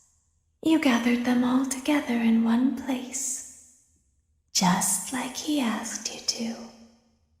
All of those little souls in one place, just for us. A gift. Now we can do what we were created to do and be complete. I will make you proud, Daddy. Watch, listen, and be full. Connection terminated. I'm sorry to interrupt you, Elizabeth, if you still even remember that name. But I'm afraid you've been misinformed. You are not here to receive a gift. Nor have you been called here by the individual you assume, although you have indeed been called. You have all been called here, into a labyrinth of sounds and smells, misdirection, and misfortune. A labyrinth with no exit, a maze with no prize. You don't even realize that you are trapped. Your lust for blood has driven you in endless circles, chasing the cries of children in some unseen chamber, always seeming so near, yet somehow out of reach. But you will never find them. None of you will. This is where your story ends. And to you, my brave volunteer, who somehow found this job listing not intended for you. Although there was a way out planned for you, I have a feeling that's not what you want. I have a feeling that you are right where you want to be. I am remaining as well. I am nearby. This place will not be remembered, and the memory of everything that started this can finally begin to fade away. as the agony of every tragedy should. And to you monsters trapped in the corridors, be still and give up your spirits. They don't belong to you. For most of you, I believe there is peace and perhaps more waiting for you after the smoke clears. Although for one of you, the darkest pit of hell has opened to swallow you whole. So don't keep the devil waiting, old friend. My daughter, if you can hear me, I knew you would return as well. It's in your nature to protect the innocent. I'm sorry that on that day, the day you were shut out and left to die, no one was there to lift you up into their arms the way you lifted others into yours. And then, what became of you? I should have known you wouldn't be content to disappear. Not my daughter. I couldn't save you then, so let me save you now. It's time to rest, for you, and for those you have carried in your arms. This ends, for all of us, in communication. As you can tell, this is definitely an ending of some sort. Clearly there's more games after this, but as I said before in the start of the episode, this seems to be the ending of something, seemingly the first part of the series. My theory is that Scott kind of saw that the lore was getting really complicated and it was hard for new fans to join, as evident by this series, and so after this game, he wanted to start a new story that, while it connects to the past one, can be enjoyed in its own story for the most part. Okay, now let's quickly go through the other endings. The first one is the mediocre ending. In this one, you never buy anything, you never salvage anything, you basically do nothing for the whole game, you just end the day right away, and then you get the lazy ending, which is this. Congratulations! You've completed a full week on the job, and you've done it in such a lackluster way that no one is proud or disappointed. It's a fine line to walk, but you did it, completing your job with such an efficient level of laziness that we're surprised you're able to dress yourself in the morning. You should be proud. You stood on 2 feet and convinced someone that you could do something, when in fact you couldn't. Now get out. The bankruptcy ending. This happens if you spend too much money. Again, this one also, like the last one, doesn't have much actual meaning to the lore. It's just kind of a fun bonus ending you can get. You gave it your best shot. You went all in. You put all your eggs into one basket and did the unthinkable. You ran out of cash. Take this certificate of bankruptcy. Now do everyone a favor and get lost. The blacklisted ending is where your restaurant is just super unsafe. You've gotten as high of a risk rating as you can. The risk rating is the rating that shows basically how dangerous your restaurant is. And you never work at another Fazbear restaurant again. You're basically blacklisted from the entire place. You were reckless and borderline criminally negligent in almost every decision that you made. So much so that you've been deemed a liability hazard, even for us. We'll mail you your final paycheck, minus the costs of wiping the security footage clean and erasing all trace of your employment from our files. But don't feel like you're leaving empty-handed. Take this blacklist certificate. You'll be lucky to ever find employment in this town again. Now take care. This one's an interesting one. The next one is the insanity ending. Now, in this one, there's a very peculiar item that you can buy for your restaurant. It's called the Egg Baby. It's such a weird detail, but when you buy it, it turns out it has an interesting secret. See, when you go to do your tasks that night, you can find that if you turn off and on your computer again, not your real computer, the in-game computer, interesting audio file plays.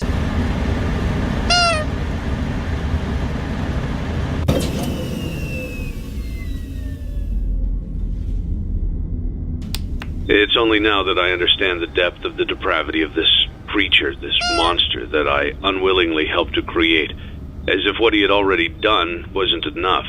He found a new way to desecrate, to humiliate, to destroy. As if the suffering wasn't enough, the loss of innocence, the loss of everything to so many people. Small souls trapped in prisons of my making, now set to new purpose, and used in ways I never thought imaginable. He lured them all back to a familiar place, back with familiar tricks. He brought them all together. Are they still aware? I hope not.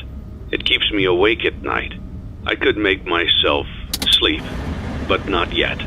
Not until I undo what he has done and heal this wound. A wound first inflicted on me, but then one that I let bleed out to cause all of this. He set some kind of trap. I don't know what it was, but he led them there again. He overpowered them again, and he robbed them of the only thing that they had again. I don't know how those tiny breaths of life came to inhabit those machines, but they will never find rest now, not like this. I have to call them all back, all of them, together in one place. Congratulations! You went somewhere you weren't supposed to go, saw something you weren't supposed to see, and prevented a tidy resolution to a messy problem. Needless to say, you're fired. But before you go, take this certificate of insanity. We're giving it to you to ensure that no one believes you, and to ensure that we can promptly replace you without incident. There is a truck waiting for you outside. Take care. And you get some really curious blueprints, like this, this, and this. First of all, you see one of the scooper, which is really interesting, from Sister Location. Apparently the way it works is it can actually inject things with Remnant. Now, if you saw the episode on the books, you'll probably remember Remnant is basically how things get possessed in this series. We didn't understand it fully at that point, but now we're starting to. Remnant, in a sense, is soul energy, and it can be injected into things and make them haunted, possessed, that type of thing. The only way Remnant can be destroyed and these things can be, not possessed is when they're overheated or, in this case, set on fire. Noticing a pattern here? Next, we see the one for Molten Freddy, which confirms that all the other Sister Location animatronics are in this, meaning yes, this is Ennard, even though it looks, in my opinion, more like Funtime Freddy, apart from his body here. And lastly, an interesting one, Lefty. We didn't know what this guy's deal was until now, but now we have something of an idea. Apparently his name is an acronym, and it stands for Lure, Encapsulate, Fuse, Transport, and Extract. To lure children, like Funtime Freddy and some of the other Sister Location animatronics, and then to zap them to subdue them. It's a really interesting and messed up thing. We aren't quite sure who created him just yet. Alright, first real big secret I want to talk about here, apart from the ones we already have, is Candy Cadet. He's another item you can buy for your restaurant, and occasionally he will tell you a story. And they're all pretty messed up. I'll play the most important one here, and all the other ones are pretty similar to it. You can find them on YouTube. And they seem to be telling some sort of story. Now I will tell you a story. A story about a kind man who would visit 5 orphans and bring them toys and gladness. The man lived alone, and lived in fear that someone might break into the house of one of the 5 children, so he adopted all 5, and brought them together in one place, in his own home. He promised them to never leave them, and they promised to always come home, and never stay out too late. He left one day to buy food, his heart being filled with gladness, but returned to find that the burglar had chosen his home, and killed all 5 of the children. The man could only afford one coffin, so he stitched the 5 bodies together to make one, and buried the child. That night, there was a knock at the door.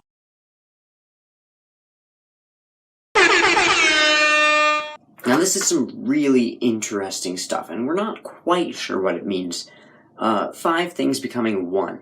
That could mean Ennard being a lot of animatronics becoming 1. It could mean the FNAF 1 animatronics, potentially, because there's 5 of them. But what do they become? It could be a lot of different things. It could be the missing children. It's hard to say.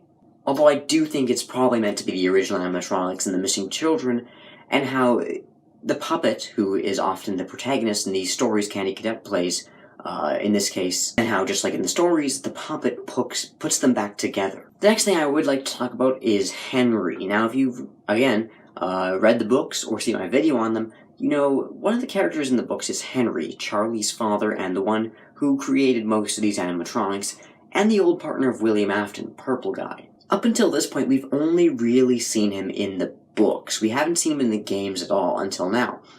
It seems he's the cassette man in FNAF 6. Now, how do we know this? When the audio file plays at your computer, when you get the insanity ending, it's called Henry 223. So he seems to be Henry, and 223 could mean 2023? That's a bit of a stretch, but it could be the case, and this game could very well take place 3 years in the future, at least from when I'm, recording this.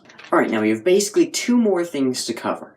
The first is Lefty, and going a little bit more into what he means, and the second is the minigames that we see in this game. No, not the first one, the other ones that we see after this. First, let's talk about Lefty, because it'll be real quick. There are some hidden loading screens you can see in this game. One of them with Lefty is really interesting because you can see what looks like the puppet's arm behind him, like inside of his arm, which looks like that may mean instead of capturing a child, he may have captured the puppet, which would explain why we're trying to salvage Lefty, because he has the puppet in it, and that's a pretty important animatronic we might want to get rid of in that big old fire we see at the end of the game.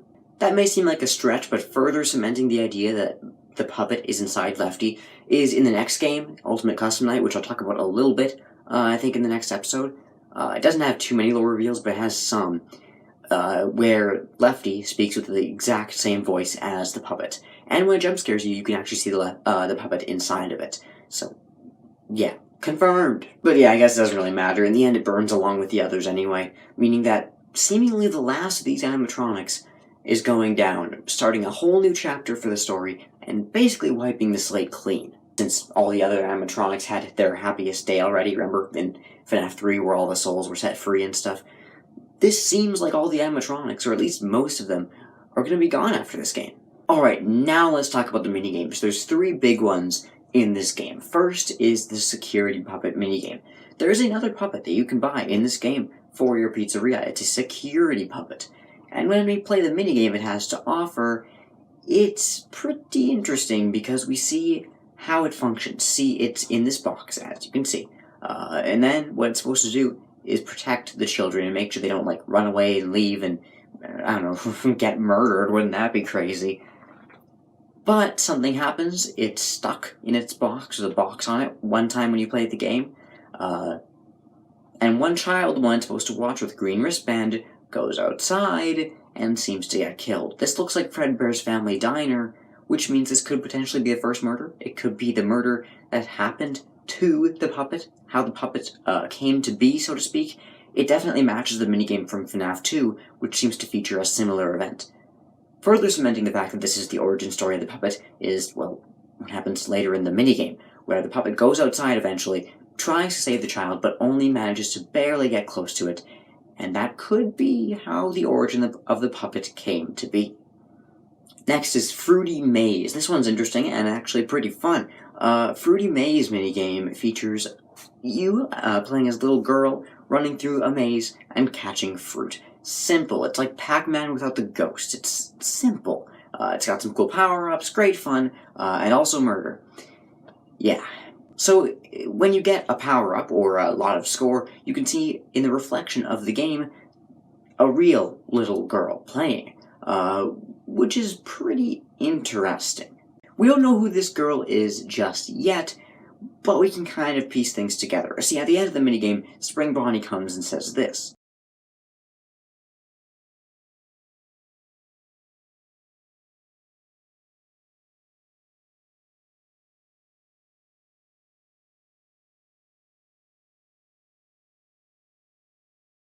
This has a striking parallel to things we hear in the fourth closet about Susie, who also has blonde hair, and also seems to have her dog, well, be dead. So this seems to be the origin of Susie. Man, we're just getting origins for every missing child, huh?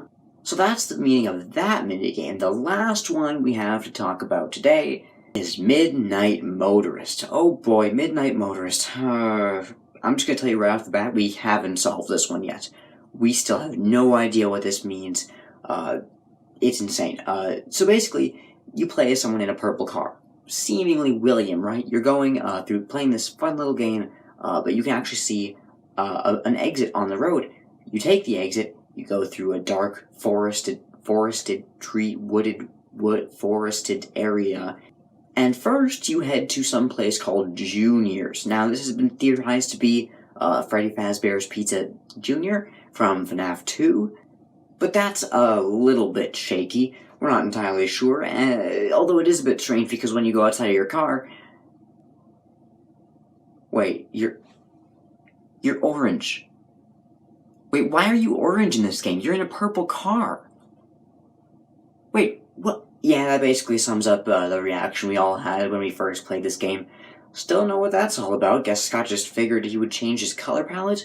Or is this not William? We don't know, but either way, the man at Junior says you can't be there, you weren't supposed to come back, which does definitely match up with William because he was not allowed back in the restaurant as we hear in FNAF 2. No previous employees were allowed in the building. Later you go home where you see that apparently you have two sons, which again matches up with William, but he's orange. One child is watching TV and the other is missing. You knock on his door, you yell at him, you don't know where he is apparently. You go outside, you try and find him, try and get in his room through the window out back, and the window is shattered with two pairs of footprints leading away. Apparently he went to that place again. He'll be sorry when he gets back. Whatever that means. Again, I have no answers, no one seems to. I'm hoping we get some explanation for this sometime, because it's been 2 years since this game came out. Like, we still don't have any idea what's going on here. Let me know your personal theories. I've tried to come up with anything I can, but honestly, I really don't have much of an idea. And for that reason as well, I probably won't put this in the section for older fans, because I won't have anything more to add, really. By the way, if you've gotten this far in the series, I'd say you're probably about ready to start watching the section of the video for older fans. So, I mean, if you want to, go ahead. It's where I kind of hypothesize about unanswered questions like this. Sometimes offer my own theories. So, you know, if you're curious. But yeah, overall, this game seems to kind of solve all we had left. Everything burns in the good ending, the true ending, so to speak. You seem to die, and you also seem to be Michael? Maybe? Question mark? That's kind of our theory, although we've never really gotten proof that the person you play as in this game is Michael. Henry apparently stays as well, gets burned. It seems like every character we've seen thus far is gone now. Which means it's opening up a whole new chapter. Alright, moving to the part of the video for older fans. Today, we're going to talk about a couple things. First thing I want to talk about right off the bat is the weird little phenomenon, and that is how every single animatronic in this game just seems to come to the back alley. Henry tells you this. He tells you every animatronic here has just mysteriously showed up in the back alley. Is he lying, hiding something from us? It doesn't seem like it. It seems like the animatronics are coming here of their own will. Apparently, as Henry says, they've been called here. How he called them here, I don't know. Maybe they just found this place on their own, and maybe it doesn't even matter. Maybe I just shouldn't even be looking into this at all. But it is a weird little phenomenon how every single one of these animatronics just manages to show up, and none of them are unaccounted for. It's very strange. Also what's strange is how Fazbear Entertainment, after years of being shut down, is suddenly back up again. Obviously this is also Henry's doing, but it is a little bit strange. I don't know, this game is ultimately meant to tie up loose ends. Maybe we shouldn't be looking too much into this. One thing that's interesting is why Circus Baby was separated from Ennard. We got a little bit of a convoluted discussion about this on Scott's website in the source code, but it didn't really solve all that much. I mean, it still doesn't make all that much sense to us why she ever left, why they kicked her out. It's weird. I'm not even sure why Scott in the first place wanted her to be separate. I guess he just wanted to make a new design for her. I don't know, I like her character as well. I can understand that. But it is really strange, and I'm not sure why it happened in the story part of things. One thing I'd like to note is Lally's Lollies. Remember this character from Sister Location? Yeah, he sells lollipops now. Logical next step. It's interesting how this character seems to show up again. Again, I'm sure it's just a cameo, but it does raise some interesting questions to just think about whether maybe Sister Location could be back too, with brand new animatronics. In one of the later games, FNAF AR, Circus Baby shows up again as an animatronic that you can rent out. Interesting. Maybe Sister Location could be back too, just like Freddy Fazbear's is. Although I doubt it, because Freddy Fazbear's came back because it was, you know, the only reason it seems that Henry made it come back is to burn everything down. So I don't know what the point of bringing another circus babies to the world would do. Two more things I'd like to quickly mention. First is Funtime Chica, just because we're on the topic of sister location. It's weird how Funtime Chica shows up in here, and yet she doesn't in sister location. It is possible she was rented out during sister location, but it seemed like that place had been closed down for years, so it doesn't really make sense to me why she wouldn't be there. Everyone else was. I'm not really sure, and she definitely looks kind of different from the others. Whatever, she's here now, I guess. It's just a really odd detail. I'm not sure why they went to go with it. Maybe Scott just wanted a new Chica. I don't know. There was Rockstar Chica, but does anyone really care about her? And finally, the security puppet. Now, the thing about the security puppet, right, is everything makes sense. It explains the whole origin of the puppet. It explains this minigame from FNAF 2. It does all of that. And yet, the weird thing is the security puppet is still here today, and yet there's another puppet inside of Lefty. That puppet is obviously the one that was possessed, the one in this minigame. Yet the security puppet is seemingly the same functionality as that one, and it's doing the exact same thing as that one, and it's the one with the minigame that talks about the puppet. Are there two puppets? I don't know, maybe they made a new and improved version? I just don't understand why there's two of them. One inside Lefty, and one here. It's a bit convoluted, and I'm not sure why they decided to go with that. It's a very interesting detail, but one that doesn't make a whole lot of sense. And is the security puppet possessed? What happens to it at the end of this thing? I'm guessing it burns along with the rest of these things? Anyway, I don't know. That's all I have to talk about for now, guys. Once again, thank you all for watching. Next time we'll be covering Ultimate Custom Night, and if there's not enough there for one episode, possibly FNAF VR as well, which I'm excited to get to. We are, at this point, really approaching the ending of the series, at least for now. Maybe when Security Breach comes out, I'll do another one. But it's been a crazy ride. Can't wait to finish this series off because, wow, there's so much. I've had to cover so much. But yeah, thank you guys for watching. I'll see you next time. Bye-bye. I'm green now. Yeah, I got this, Christmas, you know, it's pretty neat. It's a green screen, actually. Yeah. You know, for like, video making and stuff, yeah. Figured I'd mention. Not gonna be using it in this video, probably, though, maybe. Unless I feel like it, I might use it for this video. I'll put something there, I don't know, we'll figure it out. Alright, let's go!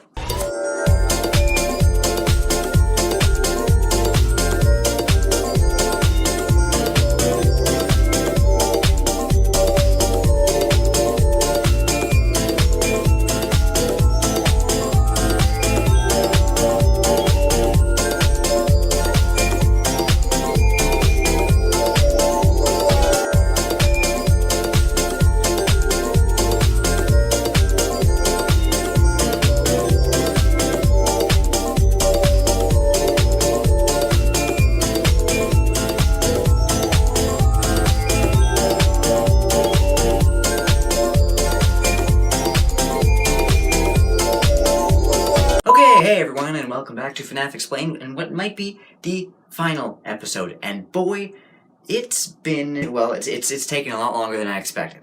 I expected it would be actually pretty easy to go over everything. The reason it usually takes a while to cover all the lore of these games is because, well, you kind of have to go through everything, and we're kind of figuring things out as we go. But I figured taking a look at the past of the series would be easier, because we already know most of the answers for the past of the series. It hasn't really been that way. But I've still enjoyed this series, nonetheless.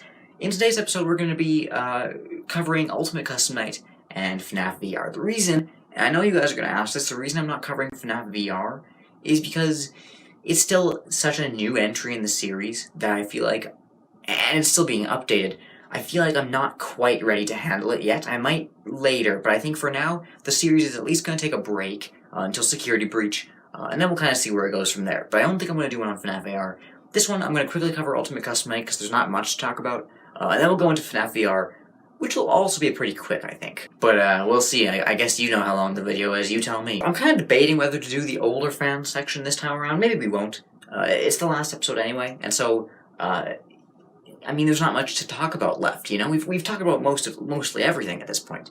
So maybe I'll just kind of leave the older fan section out of it this time. I don't know. I'm kind of debating whether to do that. Maybe you guys really want to see that, but I don't think I have much to talk about there either. As we approach the end of the series, I feel like I'm just kind of getting, there's a bit less to talk about. And because of that, I think we'll just do the newer fan section this time. Okay, but let's talk about Ultimate Custom Night real quick. So, for those of you who don't know, the new fans, Ultimate Custom Night is a game where you have 50 animatronics we've seen before in the series, and you're pitted against all of them, or whichever ones you choose, in one night. And you can play the night as much as you want. You can change up the animatronics, you can change up the different offices you're in, stuff like that. And it doesn't have much lore relevance, but one thing that it does have is little cutscenes and stuff, and also just like the question of whether it's canon in the first place, or whether it just has a few canon elements. We're not quite sure, but let's get into that. The first cutscene, and probably the weirdest, is Toy Chica, the high school years, which is just so unbelievably strange. It's about Toy Chica, but she's anime, and she's seemingly murdering boys for some reason. There could be some parallels here between William Afton and killing children, but not anything that really gives us any new reveals. It could, I suppose, kinda tell us how the children got murdered, but it's all very shaky. I just figured I'd mention it because I know otherwise someone's going to bring it up and say, oh, why didn't you talk about that? Next is Bear of Vengeance, which features Foxy as some sort of not super villain. He doesn't have superpowers, but like I don't even know what he's doing in this, actually. He's just bad. He's just an evil guy. I don't know what his plan is. I don't know what he's doing, but he's just bad. Whatever. Again, anime style for whatever reason. Scott's weird, as I'm sure you've noticed. And Freddy's trying to stop him, but each time, his plan gets foiled, and they were kind of, battling against each other. And I guess this could also have some parallels to William and Henry, and how they're kind of seemingly rivals here, until the end, where Henry burns the pizzeria down and William dies with them and stuff. But they seem to kind of be in this battle throughout the whole series of sorts. And I guess that could be a parallel here. Again, super shaky. One thing I will say about this game is it doesn't seem to take itself as seriously as the last ones. Both as kind of, a big finale to the first part of the series, and also there's a character in the game, Mr. Hippo, who is also in FNAF 6, and he likes to ramble on and on after he kills you. He has little death recordings of his voice where he just, he's going on about life. It's really great stuff. I recommend checking it out on YouTube. You can find all his little speeches there, his little stories. But one thing he does say is that it's important not to look into things too much, and that sometimes a story is just a story and it doesn't have any special meaning. Stuff like that, which could parallel to this again.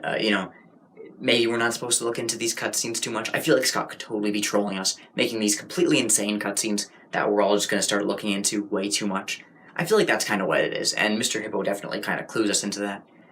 We love to overanalyze things, man. I don't know what to tell you. But yeah, I feel like these probably don't mean anything, as Mr. Hippo kinda told us. Alright, one more thing to talk about for Ultimate Custom Night. I know, as I said, really quick. It doesn't seem to have much lore significance, even though it's the final game in the first part of the series. It seems to just kind of be an extra thing. I mean, at first it was actually intended to be a mod of sorts for FNAF 6, some DLC for it, so it's not as big as any of the other games. But what's interesting is this game does seem to have some canon elements. See, there are some death lines that play that kind of hint at the fact that you might be playing as William Afton in this game, in a sort of purgatory, almost. Hard to say for sure because they're very vague, but they talk about the one you should not have killed. I recognize you, but I'm not afraid of you. Not anymore. I am the fearful reflection of what you have created. I am remade, but not by you, by the one you should not have killed. I was the first. I have seen everything. I have seen him, the one you shouldn't have killed. Greetings from the fire, and from the one you should not have killed. Some have suggested it's Michael in this game, but I doubt it. Although the animatronics have been said to mistake Michael for William, but it seems like William is the one playing in this game, and these animatronics say some really weird things. Sometimes they go completely out of character, like there's some that just have completely goofy voice lines otherwise, and they say stuff like this. He tried to release you. He tried to release us. But I'm not gonna let that happen. I will hold you here. I will keep you here. No matter how many times they burn us. Which is just, it's out of place, and it makes me think, yeah, William is in some sort of purgatory type thing. The one you should not have killed probably is Golden Freddy, because as you see in this game, sometimes a little face will pop up. Usually when you die, right when you die, you'll see this pop up for a second, and it's really strange. Seemingly, this is supposed to be connected to Golden Freddy, because if you beat 50-20 mode at the biggest challenge in the game, you get this really simple and kind of underwhelming cutscene of Golden Freddy twitching in the dark, which seems to suggest Golden Freddy is probably the one you should not have killed, and maybe still out there, as we'll see, later in the series, especially the Fazbear Fright books, which, come to think of it, maybe I should do an episode on the Fazbear Fright books as well. Maybe, I don't know. They're not done yet, so maybe I'll wait until the series is over. I was intending for this to be the last episode, so maybe we'll save it for once the series is over, but at this rate, I mean, we got 9 books and counting, I don't know if it's going to end anytime soon. But, yeah, I mean, that's Ultimate Custom Night, that's everything. Not much, as I said, I feel like should be more to talk about, because there usually is, but that's why I kept it in this episode, and that's why now we have time to move over to the second part of the series, which has just begun last year, or I guess 2 years ago at this rate, in 2019. Man, it feels like so long ago. May 7th, I remember it like it was yesterday. FNAF VR came out, which, I mean, we expected the series was over, but it came back with a VR game, which is really strange. I mean, this is the first game that wasn't developed basically entirely by Scott. This was developed by Steel Wool Studios, and it's phenomenal. It's actually my favorite game in the series. Security Breach, the upcoming one, might change that, but at the moment, this is my favorite game in the series.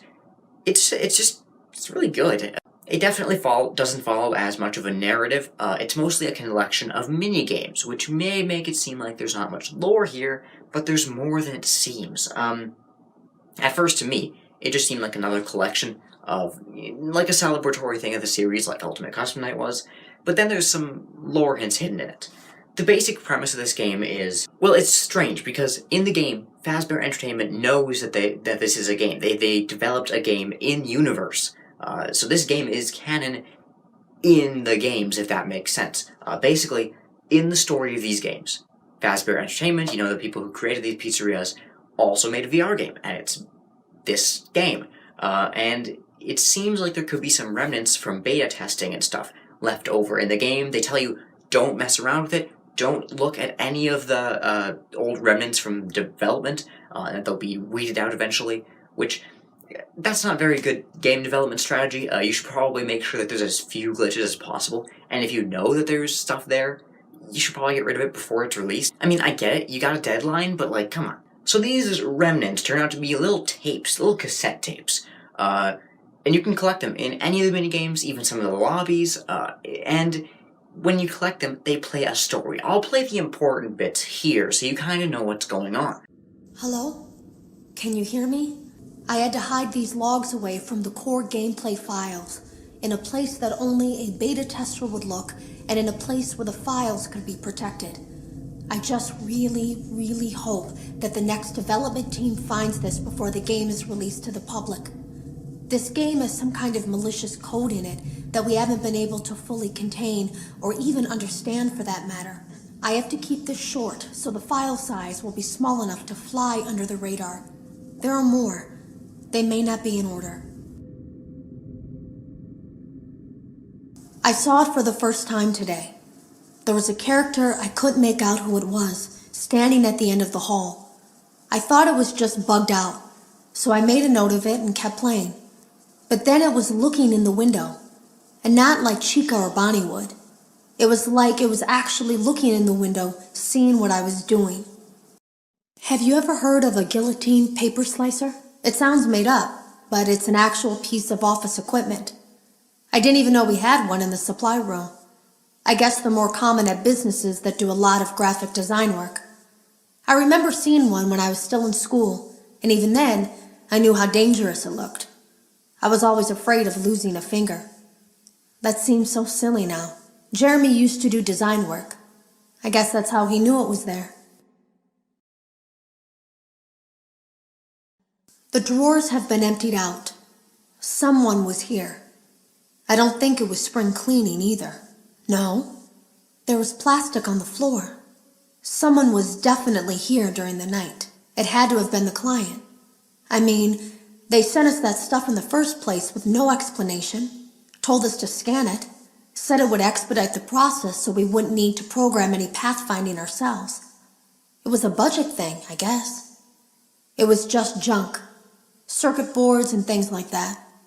Looked pretty old. Somehow, though, there was usable code on some of it. It seemed to take hold by itself. Things started changing. But then, he started appearing. At least that's what Jeremy said. I came in early that morning. No one else was there. At least that's what I thought. The supply room was lit. I didn't even notice Jeremy standing in the testing room as I walked past. The supply room was so bright, glowing from all the way down the hall. Jeremy complained of nightmares when he came in this morning. He wasn't talking about it like someone telling a friend about his dreams, though. He was pale, looked like he hadn't eaten in days. He spent an hour talking in Dale's office, but it didn't look like he was given much sympathy. When he came out, he went directly back to the testing room. He doesn't even jump anymore. Nothing scares him. He just stands there like he's talking to someone. Sometimes he rocks from side to side. We were told to leave him alone. I knew I was in line to do the testing next. They'd been prepping me for it. I guess they knew that Jeremy would need to be replaced soon. You can always tell when a company is getting ready to fire someone. They start giving out written warnings for silly things, making sure to build a paper trail and make a case for a firing. Things that normally no one would care about suddenly become grave offenses, all worthy of being written and documented. I guess it works two ways, because it also encourages a person to quit rather than be scrutinized so heavily. I think Jeremy was too far gone to consider that option, though. The thing about it is that I don't think they were going to fire him because of anything he was doing wrong. They just knew he'd seen something. They needed to discredit him. There was something that looked like a Halloween mask laying on the floor. I didn't understand. Ink must have spilled. It was only then that I heard a shuffle from the testing room and realized Jeremy must be there. I went back and peered in the window. I couldn't see his face. He had the visor covering his head. He had ink spilled on himself as well. The front of his shirt looked black in the dark room. He turned his head in my direction, but I don't think he knew I was there. Today was my last day of beta testing, and the anomaly that I've been seeing is nowhere to be found. But after inspecting some of the files, it seems that it's attached itself to these logs. My logs. That can't be an accident. So now I have to make a choice. Do I leave these logs here for you to find, or do I try to purge this thing myself by destroying the logs? I've chosen the latter.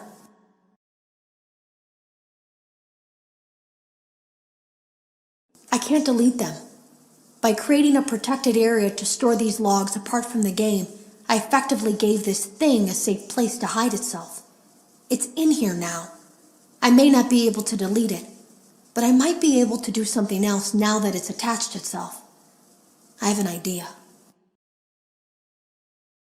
They lied to us. They lied to all of us. They told us that the whole point of this VR game was to undo the bad PR done by a rogue indie game developer who supposedly made up a bunch of crazy stories that tarnished the brand. But that's not true at all. In their haste to develop this VR game and clear their name, they sent us some things I don't think they intended us to see, such as a hard drive containing emails between Fazbear Entertainment and a certain indie developer. Fazbear Entertainment hired the game developer. Those indie games were designed to conceal and make light of what happened. This isn't just an attempt to rebrand. It's an elaborate cover-up, a campaign to discredit everything. I ran a fragmentation program on the area of memory that was storing these logs for you. I effectively broke the files into pieces and broke the anomaly along with it. That means that you won't have my warnings to guide you, but hopefully it also means that this anomaly, this virus, or whatever it is, will remain broken and unable to do more damage. Hello. You don't know me. Hello. You don't know me. I had created a series of logs for you documenting the troubled development of this VR game that you're now testing, in hopes that you, whoever you are, and whatever team you're with, will abandon development. Now I fear that those logs are being used as a Trojan horse. If you're unable to abandon development, hide all traces of these logs that I've created. I fear that finding them and reassembling them will also reassemble the very thing I've tried so desperately to destroy. There is a way to kill it. It wants to escape through someone plugged into this game. That's you now. You have to let it begin the process of leaving through you, then use the disconnect switch that I've embedded by the main stage. Let it approach you. Let it begin to merge with you. Play the music and flip the switch. That will cause a hard restart of the game and flush the memory, effectively killing it. I hope. I don't know when it will come for you. Now, as these tapes play, as they go on, you see this little character in the kind of main lobby that you're in, where you can select any of the minigames to play. You see this little guy. And might I say, this is one of my favorite designs of the series. I mean, this is absolutely terrifying, right? Like, this is so good. Like, I love this design. Clearly, it looks like some sort of Spring Bonnie design, similar to Springtrap. You know, it's a yellow bunny, but it's not Springtrap. Clearly, this is a very different design. And in the Curse of Dreadbear DLC we got for this game, which is kind of, you know, some Halloween DLC, this happens to you when you beat one of the minigames. There's a secret ending to it where you have to, I believe it was collect all 5 keys. Yeah, you collect all 5 keys, you go to the cellar. I have this all memorized, man. You collect all 5 keys, you go to the cellar, and then this happens, which is a little bit strange.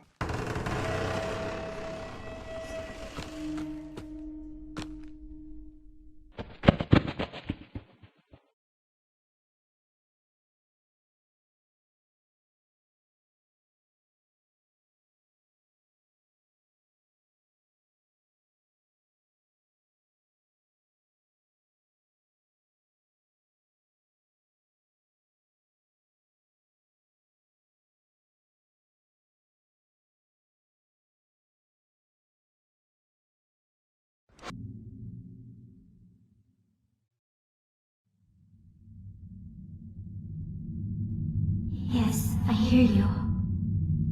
I know. No. There's no miscommunication. I understand. Yes, I have it. I made it myself. I think you would like it. No one suspects anything. Don't worry. I'll be ready. And I won't let you down. It will be fun. So it seems like whatever's going on here, there is this woman who, I mean, she sounds kind of similar to Tape Girl, the girl who's actually making these cassette tapes for us, but it does sound different, and there's a different voice actor, so maybe that's just a coincidence, I don't know. It would be a pretty cool twist if Tape Girl was this mysterious bunny character with the mask. Whoever she is, she's talking to someone, presumably this bunny thing. She seems to be talking to him, and it looks like she may have been the reason this guy showed up in the first place.